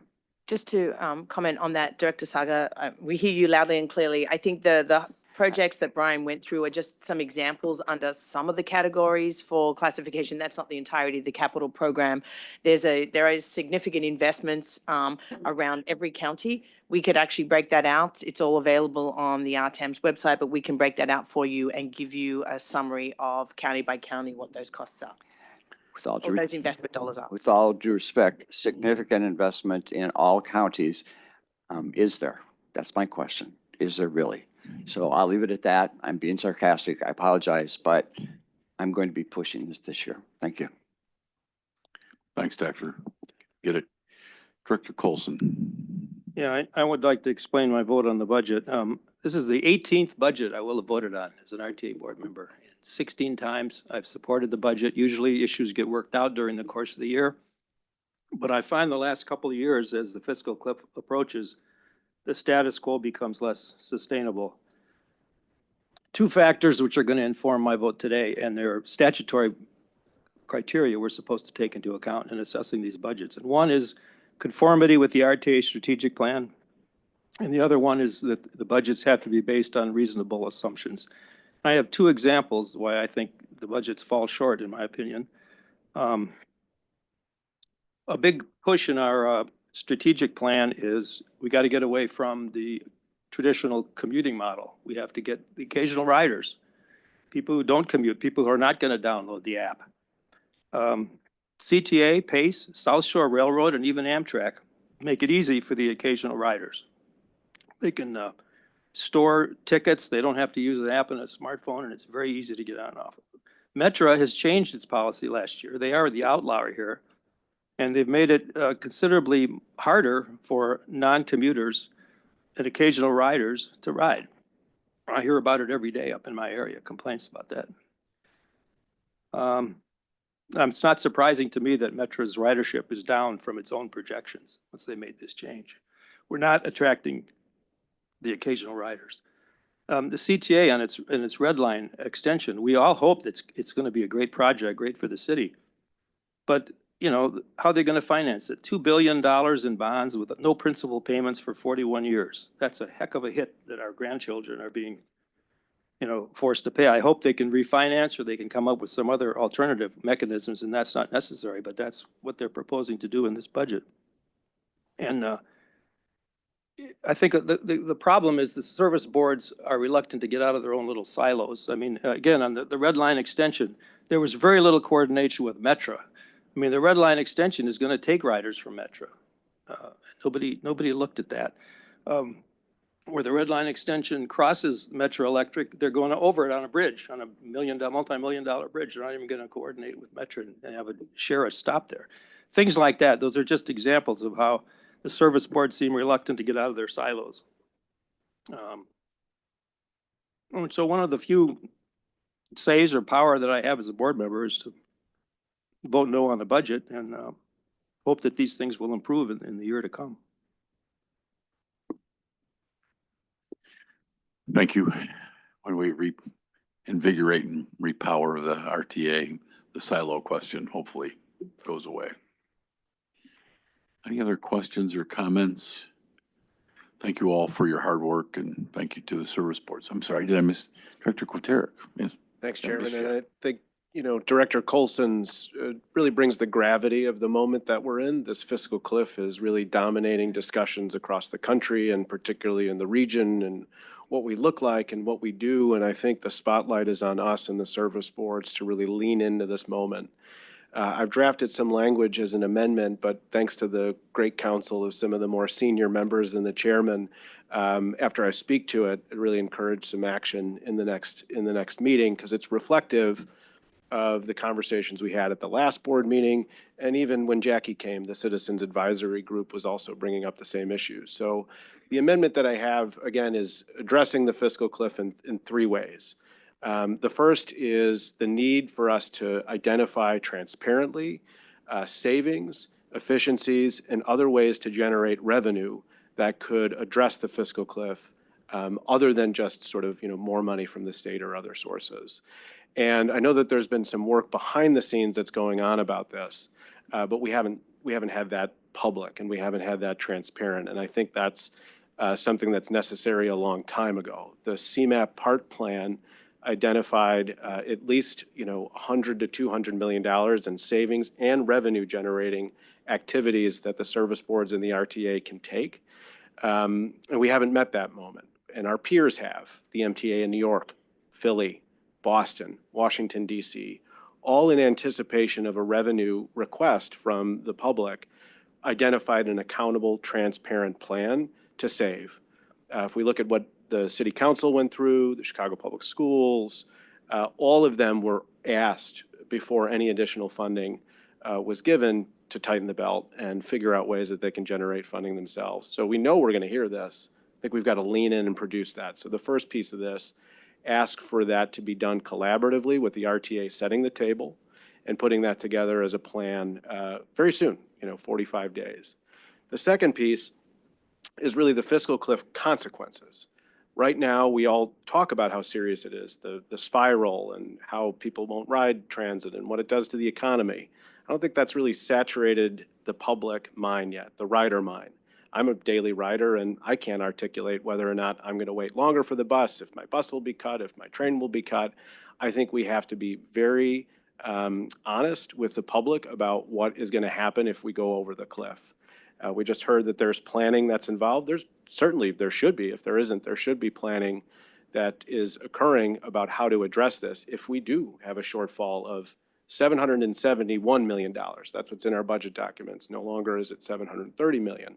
771 million just to meet current sort of status quo. So what happens? I think that we need to have a very, again, transparent identification of what will be lost. I think that helps us make the case and also be honest to the public of the gravity of the situation.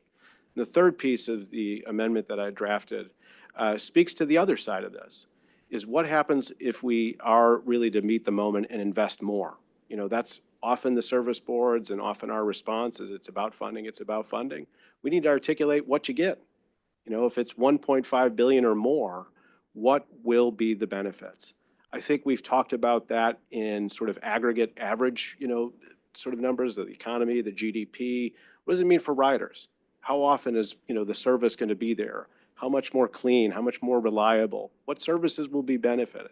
I think we really have to, again, have RTA set the table with the service boards to produce that plan and do so quickly.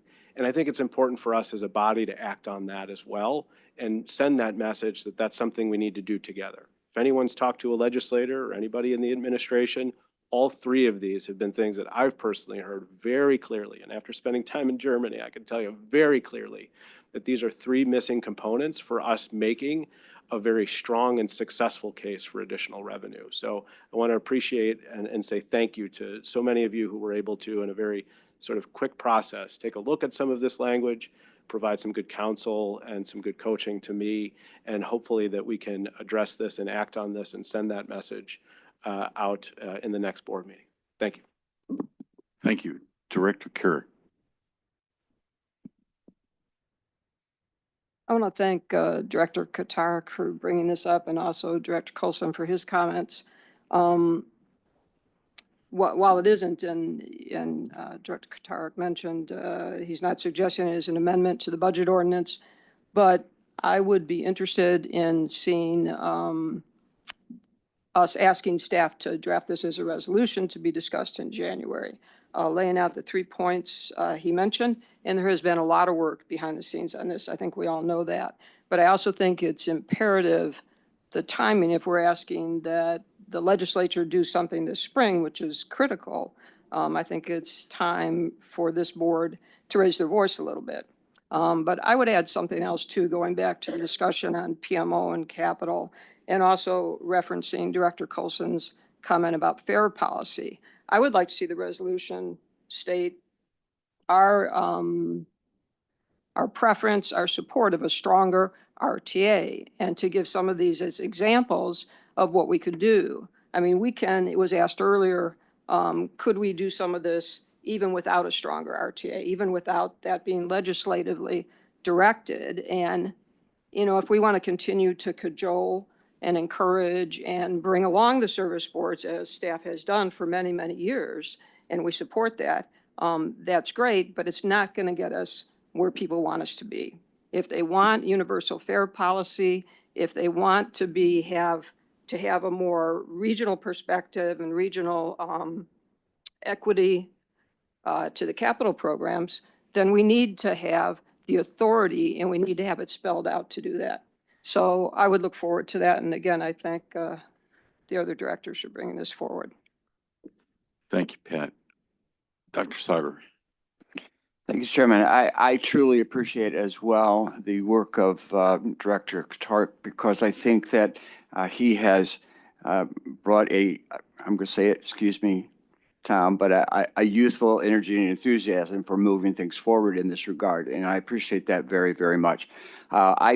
Everything that he said, I believe lays the foundation, and I think that's hugely important. But I think, Tom, you also have accomplished in the resolution that you have provided for us, 4 other very important things that we need to consider. And this is the action area, because it's not enough simply to identify the need or the challenge. I think we need to provide action, and that's what we need to be encouraging. And I think that you have done that here.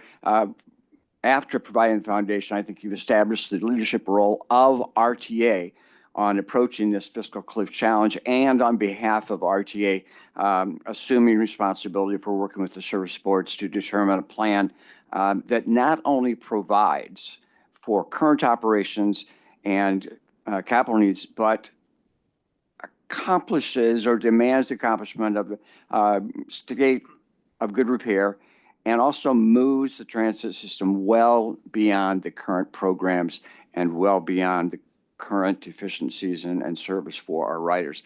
So I think that's very important, and I think that is part of the intent of this resolution. The other thing is that it provides a timeline for developing this. It doesn't give us a latitude in terms of, 6 months, 8 months, 10 months, because that's just too late. So it provides us a timeline. And finally, it directs the service boards to work with the executive director to formalize and submit such a plan. So I think those are hugely important, and I think that we need to craft those in a manner that are very deliberate, if you will. I also think that there's a need for a companion document or companion resolution, and I think this companion resolution needs to be very, very specific. It needs to provide a specific financial request. Right now on the table, we've all talked about the $1.5 billion annual commitment, and I think that's great. Is that enough? But we need to submit a fiscal request to the legislature. The other thing that this companion document should do, in my mind, is provide support for specific revenue generation methodologies. And that could be an increase in the RTA sales tax. There's been talk about putting an additional tax on the toll system, et cetera. So we need to be very specific about those types of things.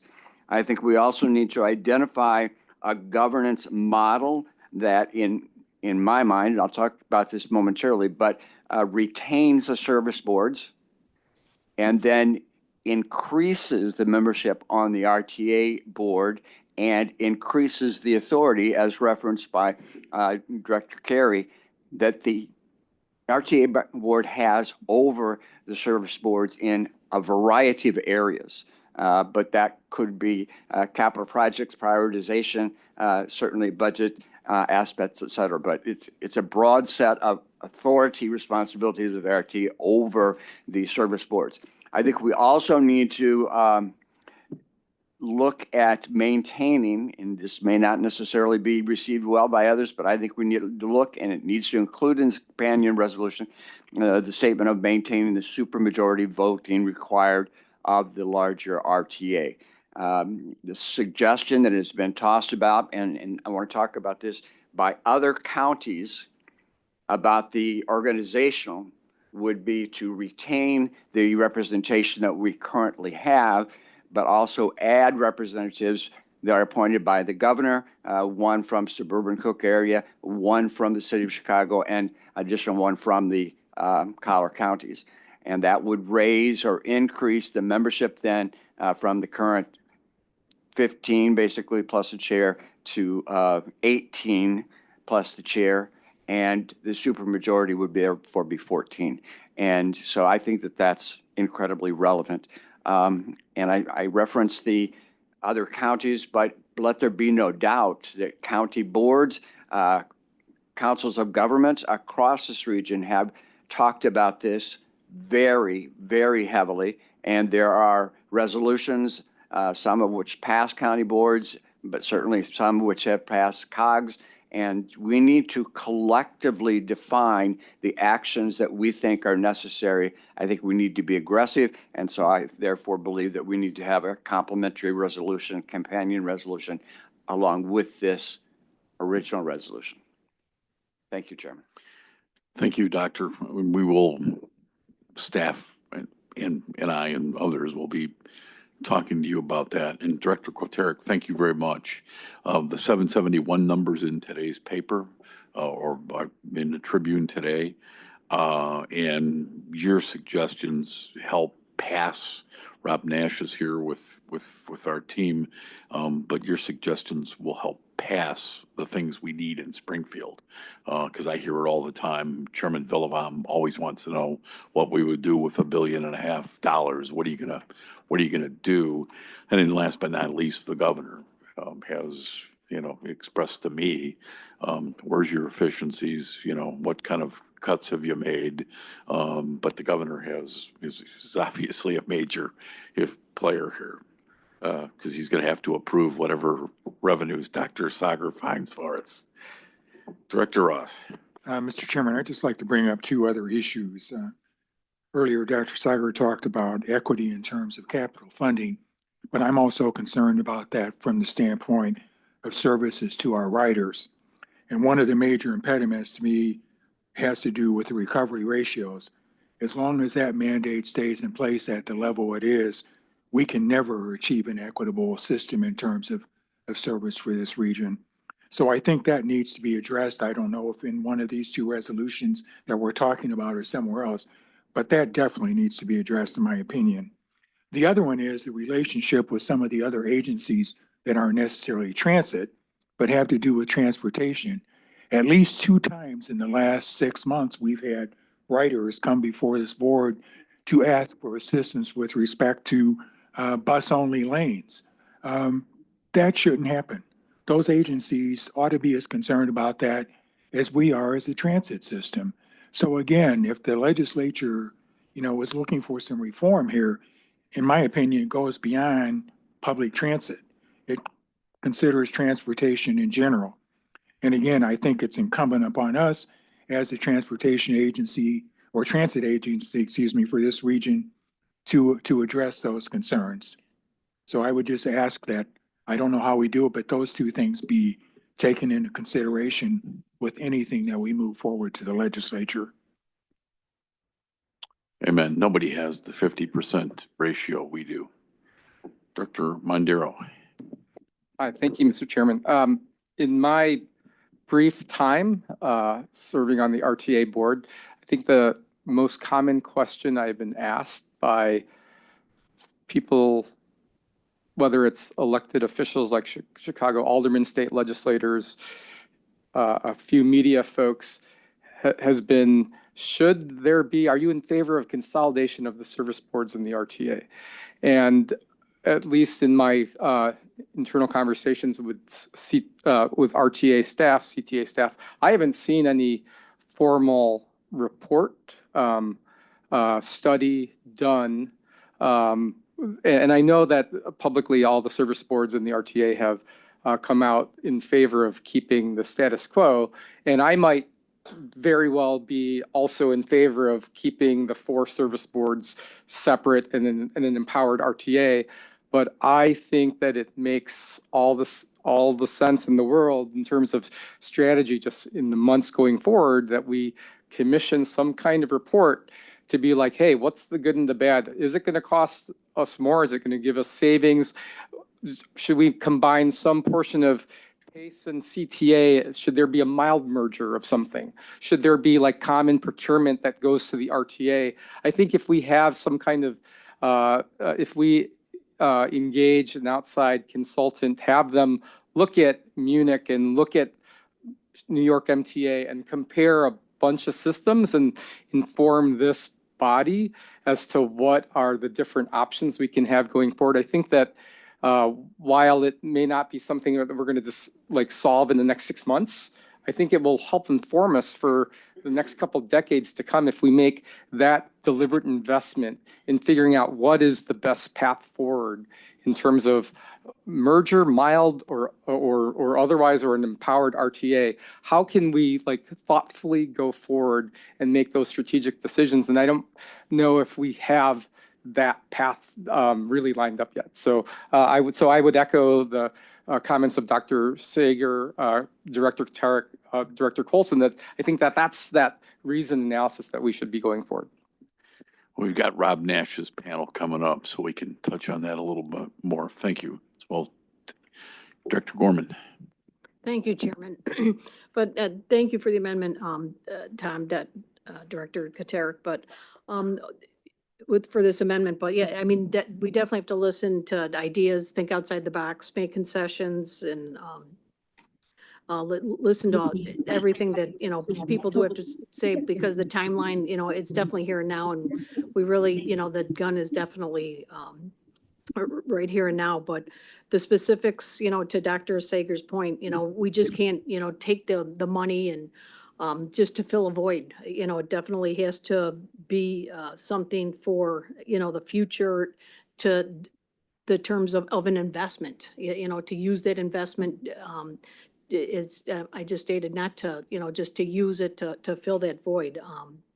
But hopefully we can come up with that idea to use it for the future and come up with something. So I look forward to working with this body, to that point. So hopefully we come up with those ideas and come up with those working groups. So thank you.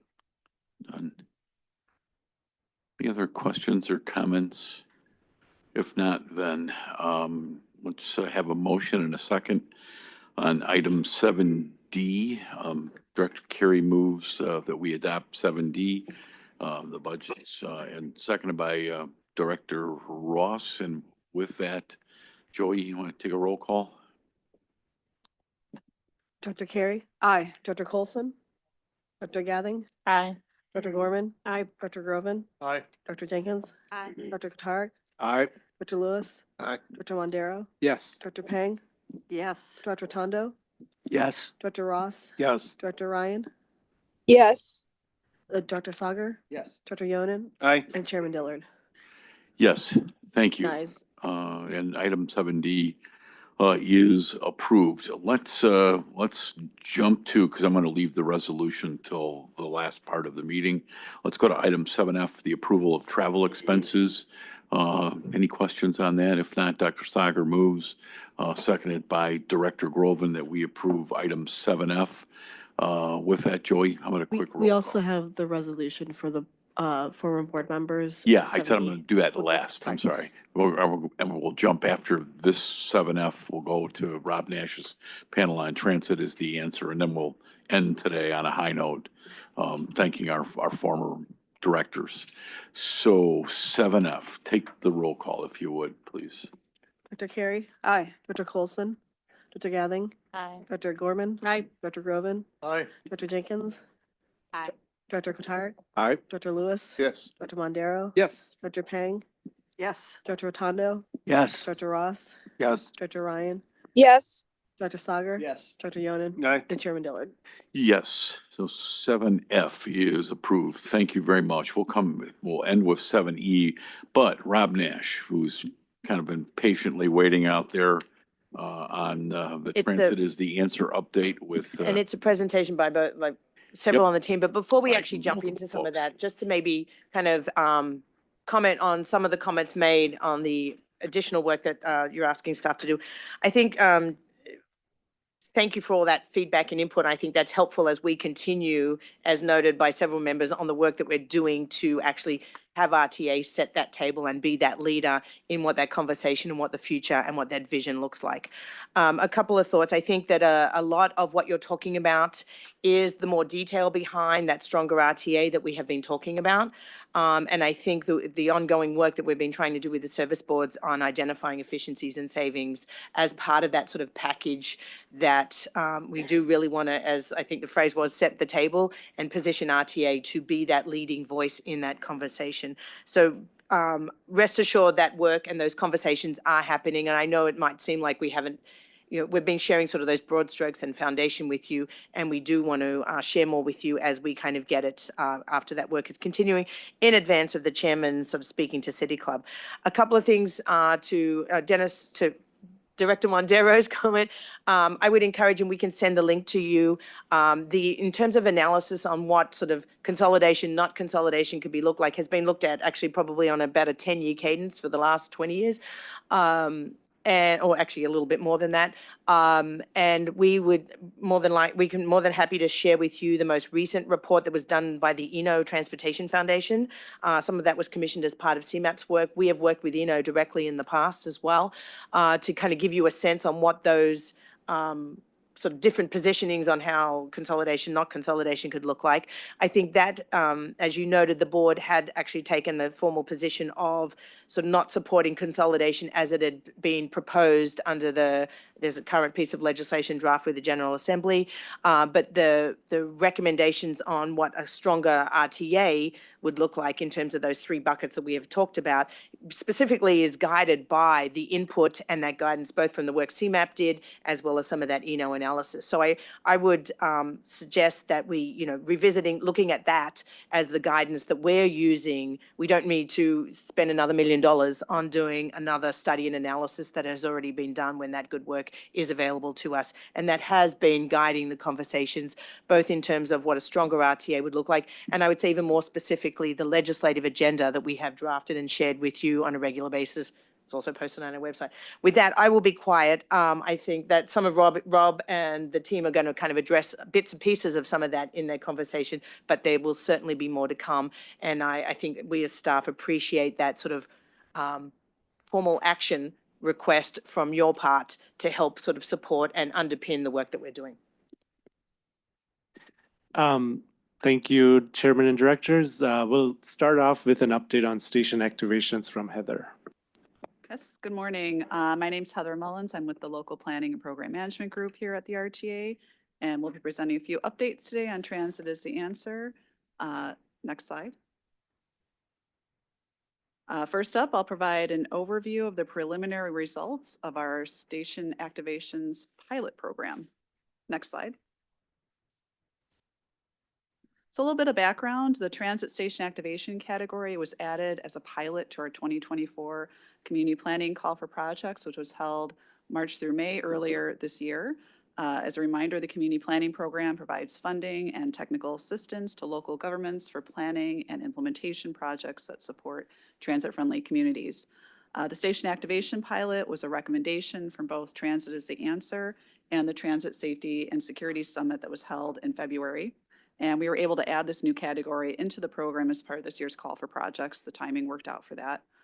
These activations are different from projects we normally support through the community planning program.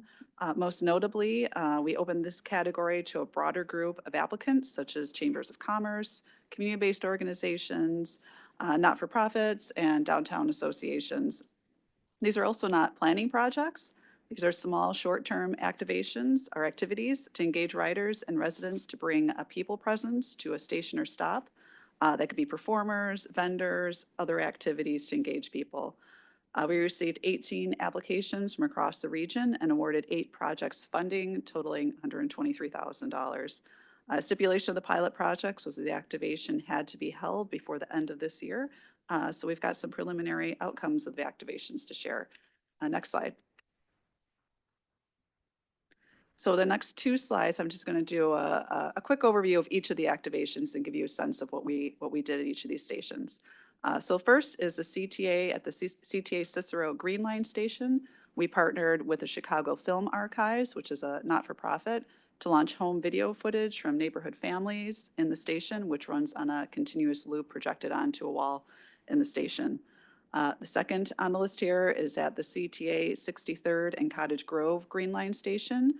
There we partnered with the Gardeneers, which is an urban gardening not-for-profit, to host a plant-based festival near the 63rd and Cottage Grove Green Line Station. We had about 98 people show up for that event. At the CTA Morse Red Line Station, we partnered with Mandala, which is a South Asian performing arts organization, to host a South Asian musical performance at the Morse Red Line Station up in Rogers Park. We had about 100 people that were passing through while that was going on. Next is the CTA Loyola Red Line Station, as well as bus routes 147 and 151. Again, in Rogers Park, we partnered with the Rogers Park Business Alliance to host 3 separate First Fridays musical performances and had about 150 people come out to each of those 3 events. Next slide. Next is the CTA Broadway and Lawrence bus routes 36 and 81, where we partnered with Uptown United in the Uptown neighborhood to host weekly free yoga sessions every Friday. These are still going on in the cold. We averaged about 8 attendees every week over the course of about 26 weeks. Next is at the Metra 147th Street Sibley Station, where we partnered with Metra for a Harvest Fest activity at the recently rehabbed and reopened 147th Street Station in Harvey. Had about 100 people come out to that event. Next is at the Joliet Transit Center, where we partnered with PACE for an Activate Joliet community-focused event that had live music, free food, touch-a-bus activities, a family-friendly event. Had about 150 people show out for that. And then the last, we have at the Metra Maywood Station, where we are partnering with the Maywood Chamber of Commerce for a historical trolley tour of the Metra Station area in downtown Maywood. That's actually happening this Saturday, December 21st. Next slide. So some of our preliminary results. In total, we had about 800 attendees enjoying the activation so far. We also surveyed all of our project partners after the activations to understand from their perspective how things went. So we asked how would they describe the overall success of the activation, and the majority of partners ranked their activation as either successful or very successful. One ranked it as neutral. We also asked if they thought their event positively impacted transit safety and security. All but one said yes. One ranked it as maybe, stating that a one-day event was not enough to really impact safety and security. These activations would need to be a daily occurrence, which is something that would be cost prohibitive to us. Next slide. We also conducted surveys of attendees who attended the activation events. One statement we asked attendees to respond to was, events like today's event make you feel more comfortable using transit. We found that overwhelming majority strongly agreed or agreed with that statement. About 12% were not sure, and only 2.5% disagreed with that statement. So as these activations come to a close at the end of this year, we will continue to expand upon our preliminary analysis of these events and the overall pilot program that we presented here today. Next slide. And that concludes my presentation. Happy to answer any questions or if you have any comments at this point. Questions or comments? Director Carey. This was a pilot program, so at what point will you decide to continue it? And I think it's terrific. I remember at the safety summit that was done sometime earlier this year, there was I think it was LA that had what they called a station experience unit. And they talked about the safety, and they did more. I don't know if they did events, but it was lighting and, you know, drawings on the wall and that kind of thing. But anyway, so where do we go from here? Yeah, so we have one more event that's happening this week, and I think we're going to overall take kind of a larger look at kind of the feedback we've gotten from the project partners, from attendees, and kind of make an assessment from there. I would just add, Director, that the LA Metro example, there's a lot of investment directly happening from the operating agency. We can obviously do a lot of work. Heather's team has gone out of their way to make these successful, but we are mostly providing micro grants and then relying on external partners who then go through the agency processes to be able to be on their site and get insurance and things like that. So we do have a model. My preliminary thought is that it's probably cost prohibitive to grow it in any way, but it would be interesting to see how we could continue these kinds of events, whether they happen directly through service board processes or we come up with a modified pilot or something along those lines. I think our hope too is at the point that Malik just made about it's a model we've shown it can happen and can be done, and then use that to help educate and give the service boards comfort level in sort of expanding into some of these areas.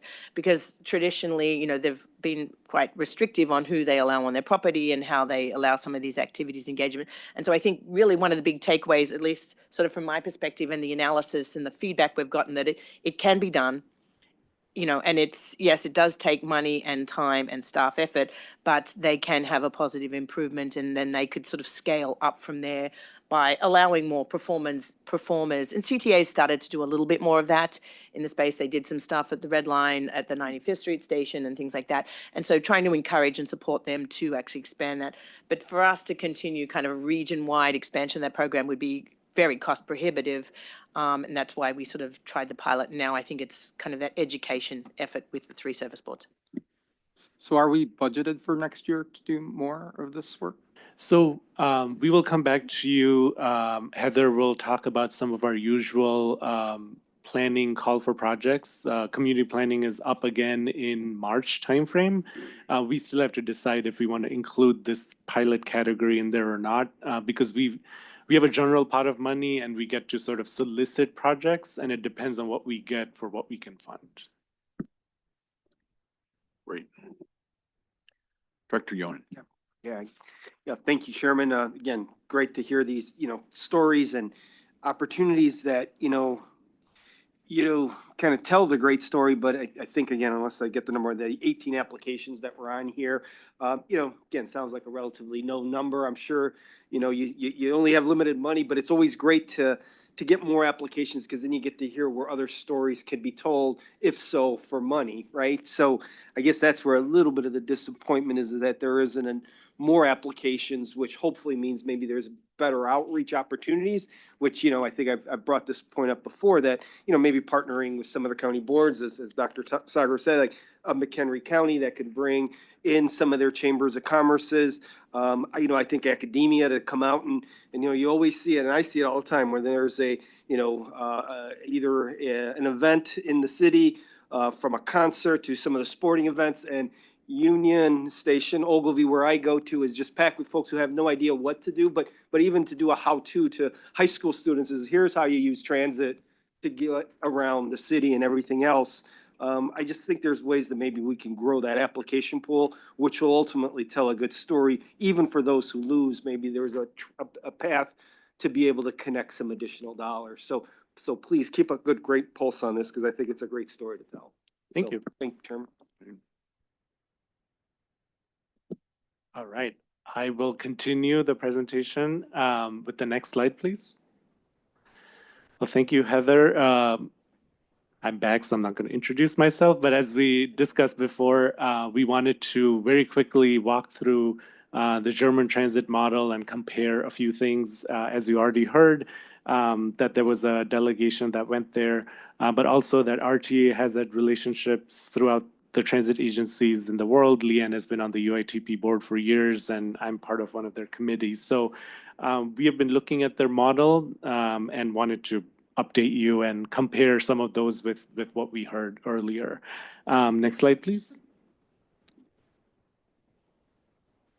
So I will not pronounce this word, but let's just call them public transport associations, or PTAs. Are these sort of sub-state level agencies that are part of the German governance model for transit. They are overseen by a couple of regional committees or boards, if you will, and they do not generally operate any transit themselves. So these yellow regions kind of are multi-county or metro area organizations. Their main control is that they have authority in some cases to directly tender service contracts to private operators. They can therefore enforce service standards delivered by these private companies. Additionally, the divvying up of fares by agencies is managed here. As Director Kocharak mentioned, the one ticket item. You can transfer multiple providers from a rider perspective. Wayfinding and design, for example, are other areas they can manage so that you as a rider felt like you had a very seamless experience. Underneath it, you probably rode buses or trains from 4 different companies. Next slide, please. In some ways, this is very similar to the strengthened RTA model we have put forward, where we have these specific areas that we would have control over in the future. But again, there are some limiting factors that we do not necessarily have private companies competing with each other to win service contracts.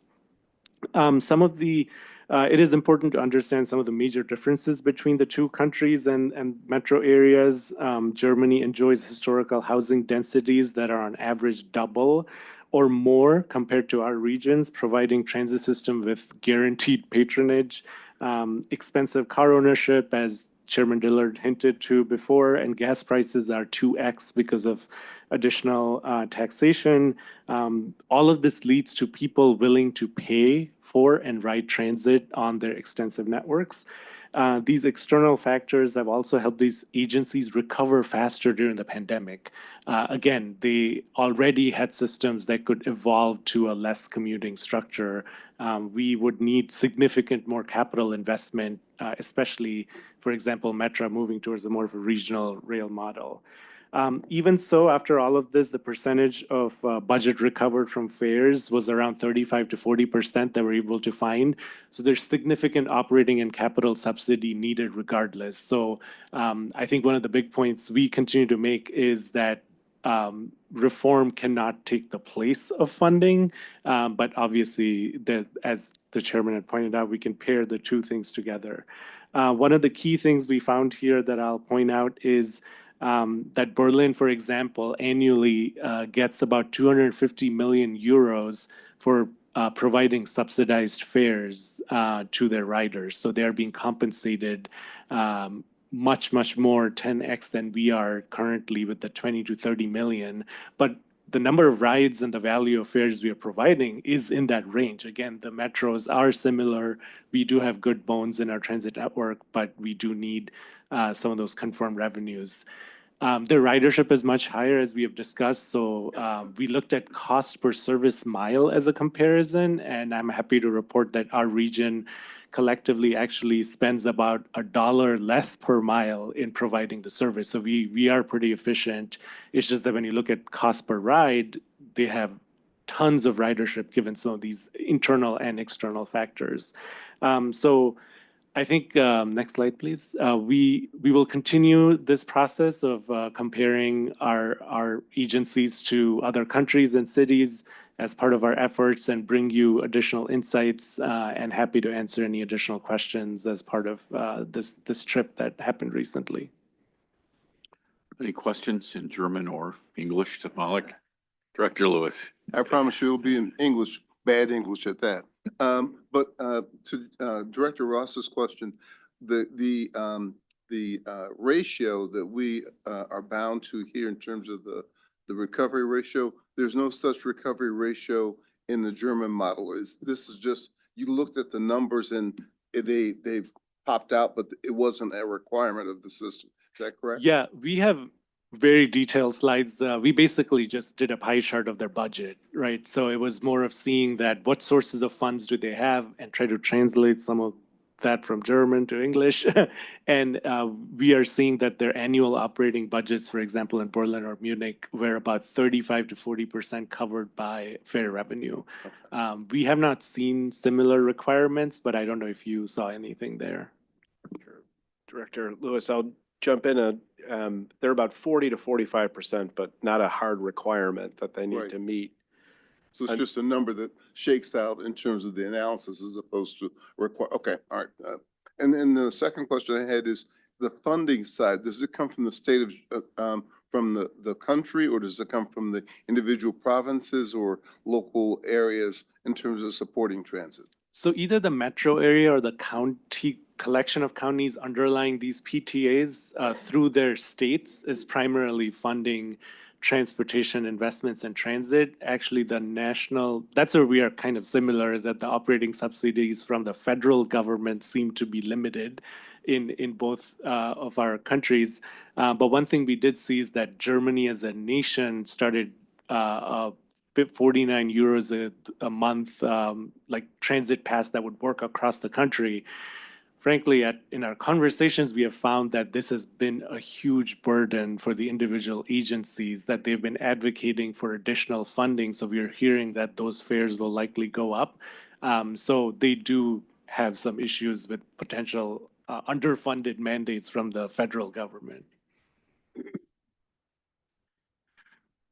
Any other questions?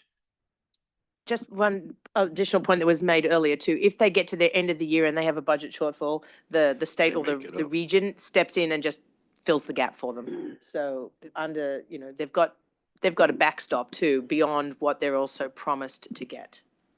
That was my question. It's big too. It's like 250 million. They Yeah. they just fill the hole at the end. And again, 10 times free and reduced ride reimbursement compared to us. That's massive. I will just note too that Malik sits on the, what they call the PTA Authority Committee, which is an international group of people that sort of represent regional authorities.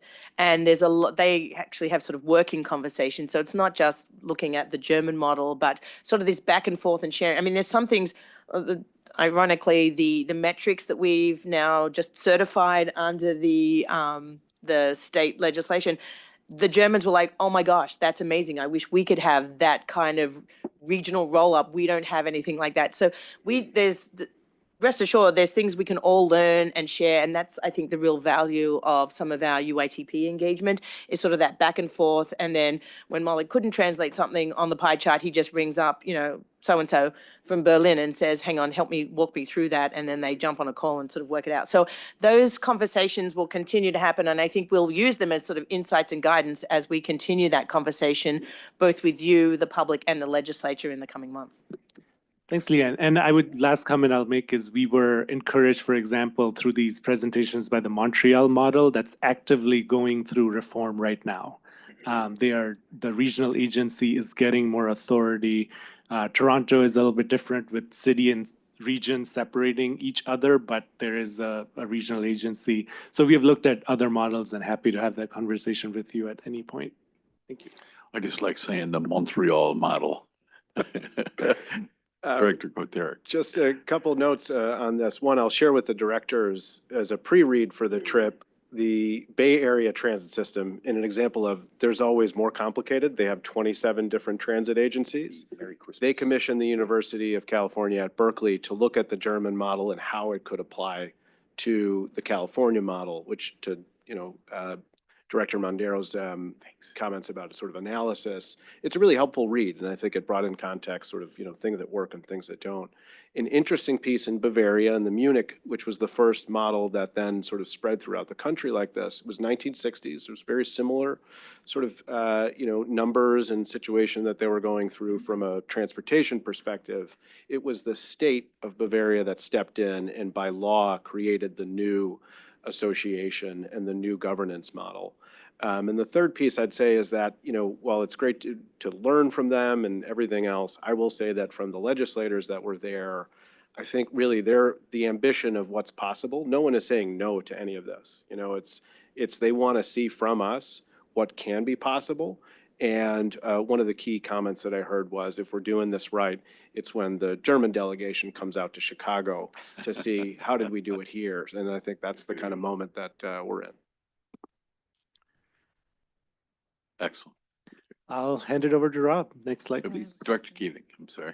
Hi, can you talk a little bit more about how they use the private providers? Like particularly if their costs are the price of the ticket would be the same if you did a private versus a public? Yeah, it's a great question. So Berlin area has 35 private providers, but you will not really feel it if you're riding it. It's primarily on the bus side. So Deutsche Bahn is a national railroad. It's almost like some version of Amtrak started running our regional rail or something, that they also compete for the local fast rail transit, but are also providing the ICE trains between Munich and Berlin, for example. So the rail part is very integrated. It feels integrated. The stations are very integrated. But when you transfer to bus, you're mostly on a private bus network. So these PTAs put out contracts and they require that they meet certain service levels and things like that. Each county kind of based on different formulas set up how much fares they would like to collect from the rider.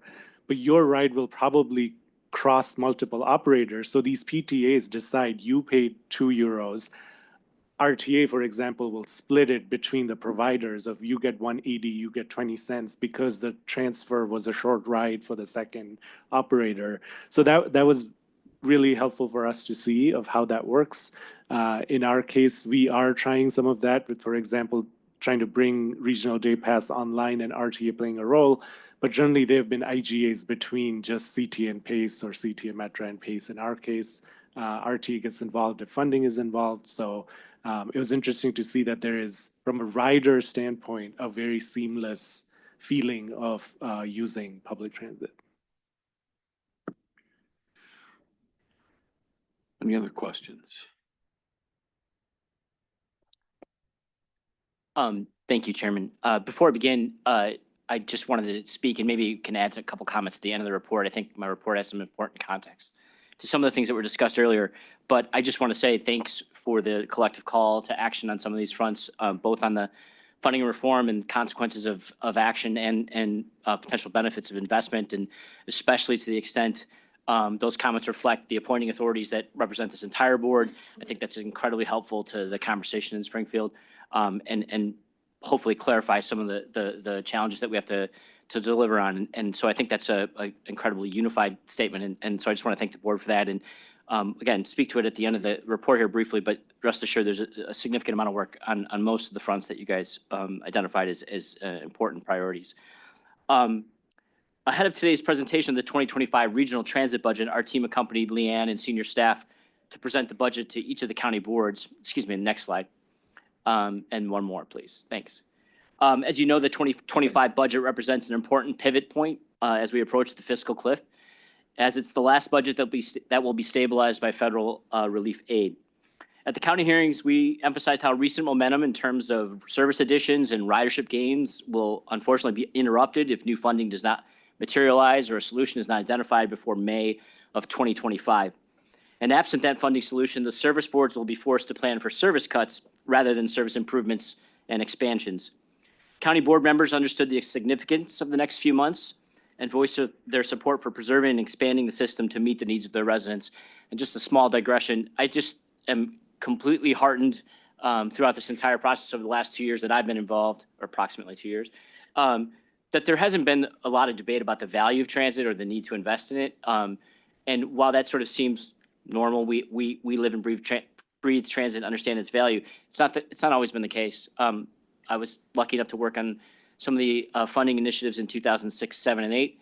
And there were a lot of questions about let's let the system shrink and let's let it sort of wither and maybe it doesn't serve the entire region. And thankfully, we're not at that point. And I think that was very emphatically echoed at the county level. Also at the local level, we've engaged with the region's councils of governments and have participated in numerous COG discussions to provide updates on the state of the transit system and developments related to our funding and reform proposals. These groups are actively engaged in this issue, and several councils, including the Barrington Area Council of Governments, DuPage Mayors and Managers, McHenry County Council of Governments, and the Northwest Municipal Conference, have actually passed resolutions in support of sustainable funding and reforms that establish a stronger RTA to improve efficiency and accountability region-wide. The resolutions also emphasize the need to preserve the ability for local leaders to participate in the oversight of the transit services in their communities and to ensure regional consensus in decision-making, as Dr. Sager noted. Looking ahead to some key dates, we're gearing up for a slightly more substantive legislative session in 2025. The so-called lame duck session of the current General Assembly has been scheduled to begin January 4th and running through January 7th. And then the next General Assembly will be sworn in on Wednesday, January 8th. And that session is scheduled to run through May 31st of 2025. We'll continue our outreach to lawmakers and their staff, the governor's office, and other key stakeholders to ensure we are part of the process on any new legislative proposals as they emerge.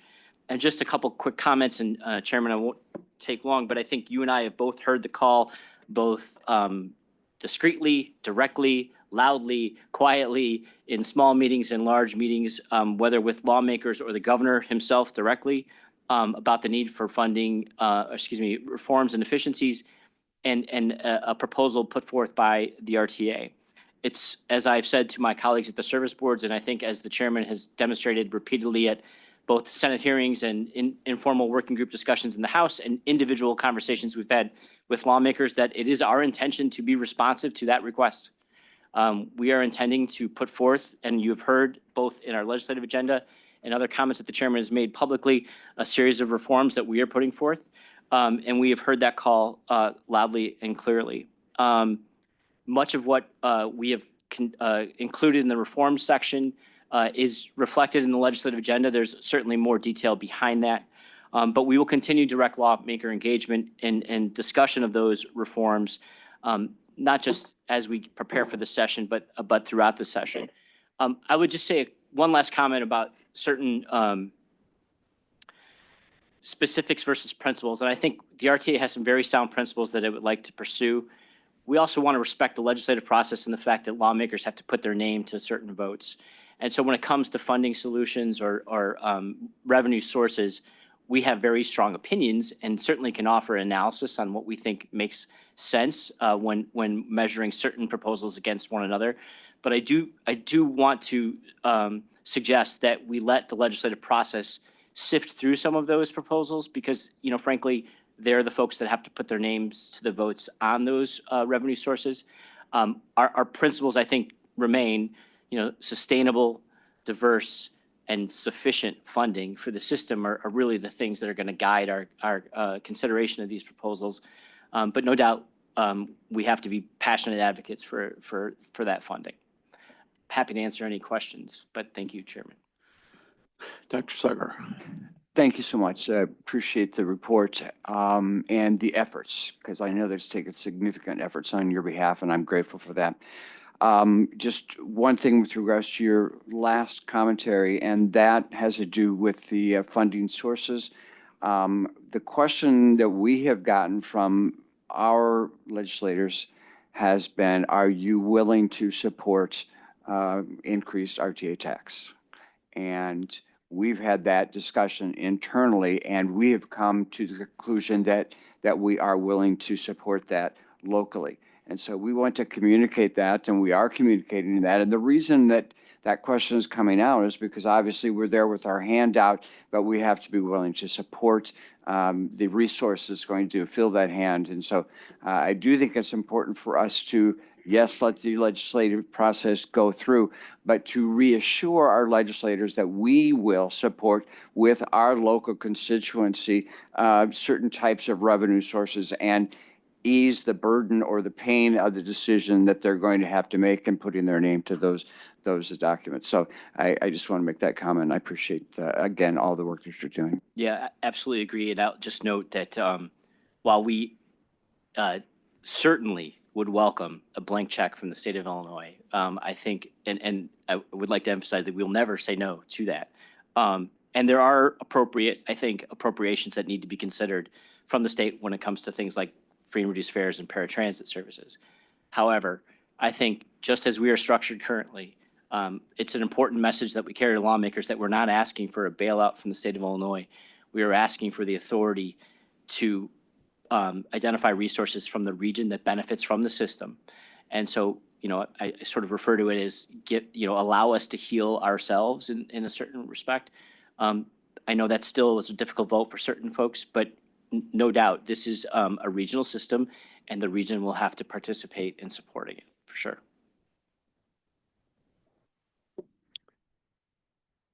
Director Quintard. Thanks, Rob. And just a question on the resources that you have to put together some of this, particularly on the savings and the revenue generation. Last month, we heard from CTA and Metra and PACE also that they're looking at ways to use their real estate portfolio and other avenues to generate new revenue. Looking at peer agencies, they've often had help to look this through. Or what's the process right now? Are you working just with the service boards, or do you have outside help? Do you feel that would be helpful in producing that first part of that three-legged stool of savings and efficiencies and revenue generation?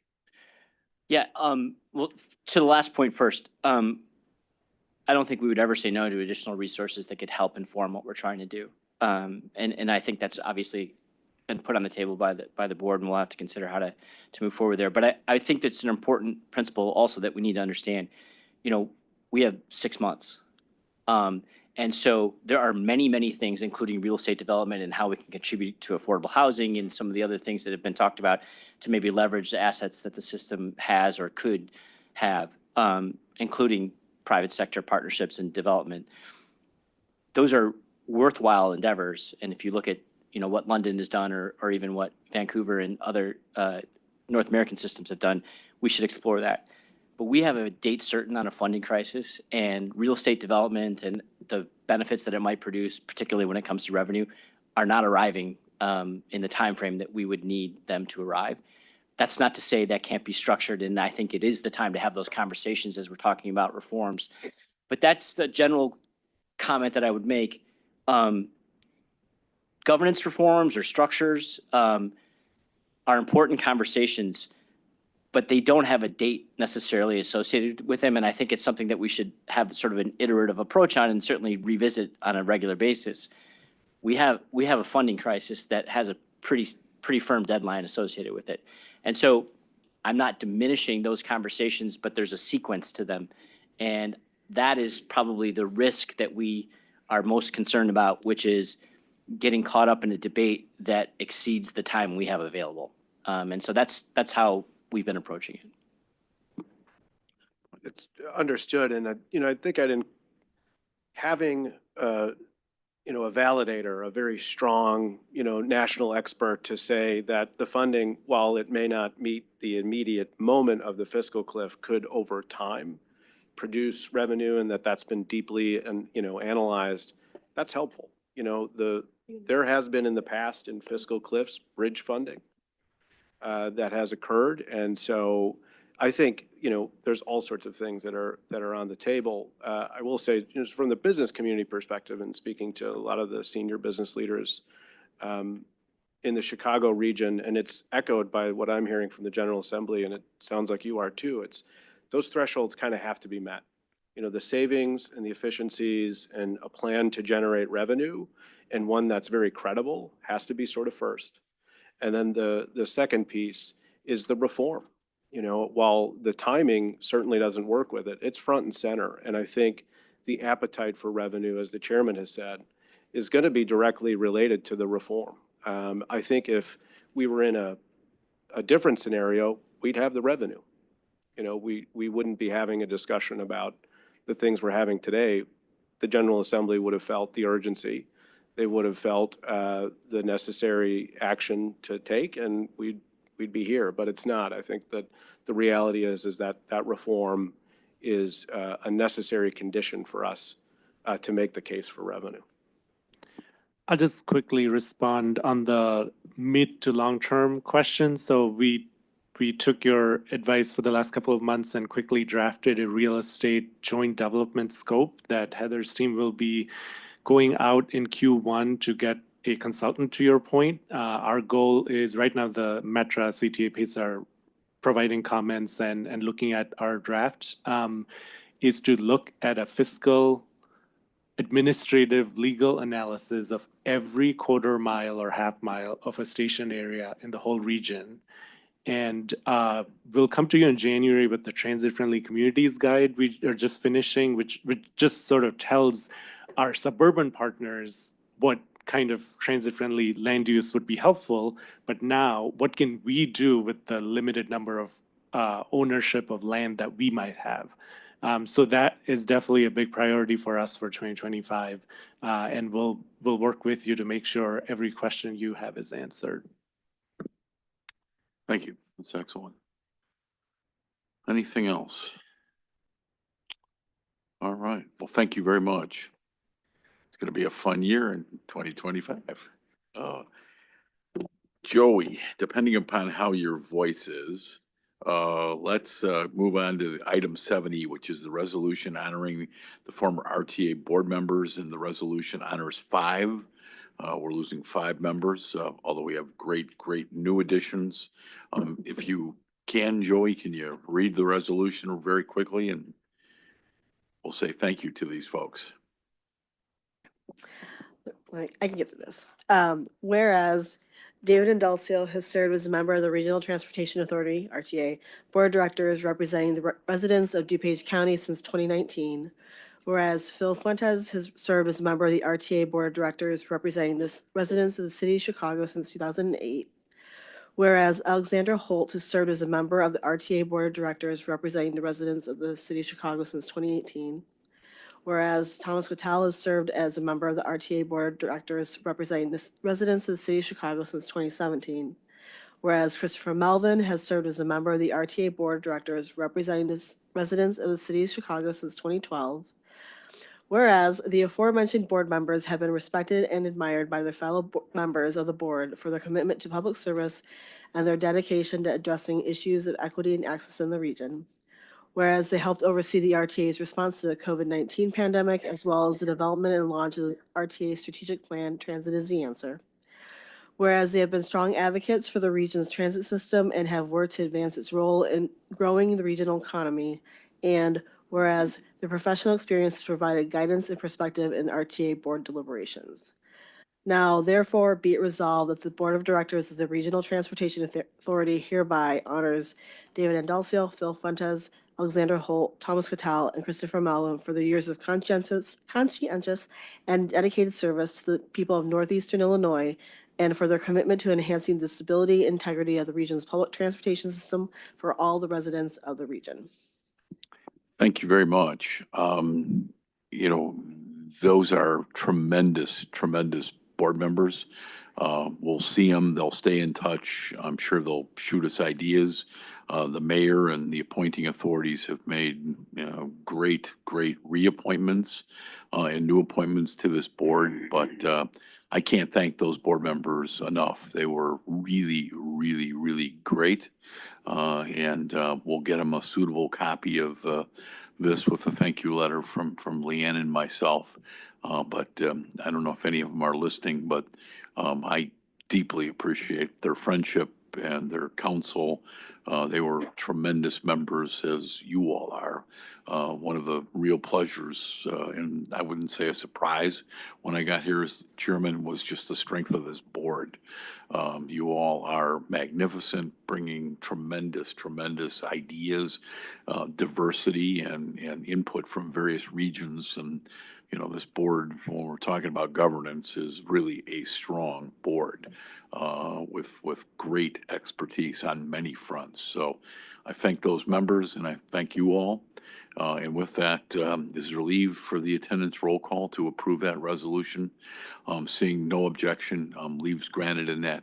We need a motion in a second. Yeah. Oh, I need a motion in a second. I guess I do. I figured everybody would make a motion in a second. Director Carey moves that we adopt this, seconded by Director Gorman. And with that now, is there leave for the attendance roll call? Seeing no objection, leaves granted, and it's unanimous, and we thank them for their service and wish them well, and we want them to stay engaged. Our next meeting will be January 16th of 2025. It's hard to believe it's 2025 at 9 o'clock in the morning right here. Yes, Dr. Sire. Under new business, if I might, Sure. I'm just hoping that we could just call for a consensus to move the resolution and a companion resolution forward as has been discussed with the staff. So I think that we need to have at least a consensus that that's what we are requesting. That's what we're going to do. So there's a consensus to that, and it follows by one day my City Club presentation. So the timing is excellent, and the timing with the new General Assembly, as we saw that schedule, is also excellent. So thank you very, very much for strengthening and making sure that we do what really helps move the ball forward, which it will very much. Any other new business? If not, if there's no further business to come before the public session of the Board of Directors, how about a motion and a second to adjourn? Director Yonan moves, we adjourn, seconded by Director Groven. All those in favor say aye. Aye. Opposed, nay. The ayes have it, and we are adjourned. Happy holidays, everybody.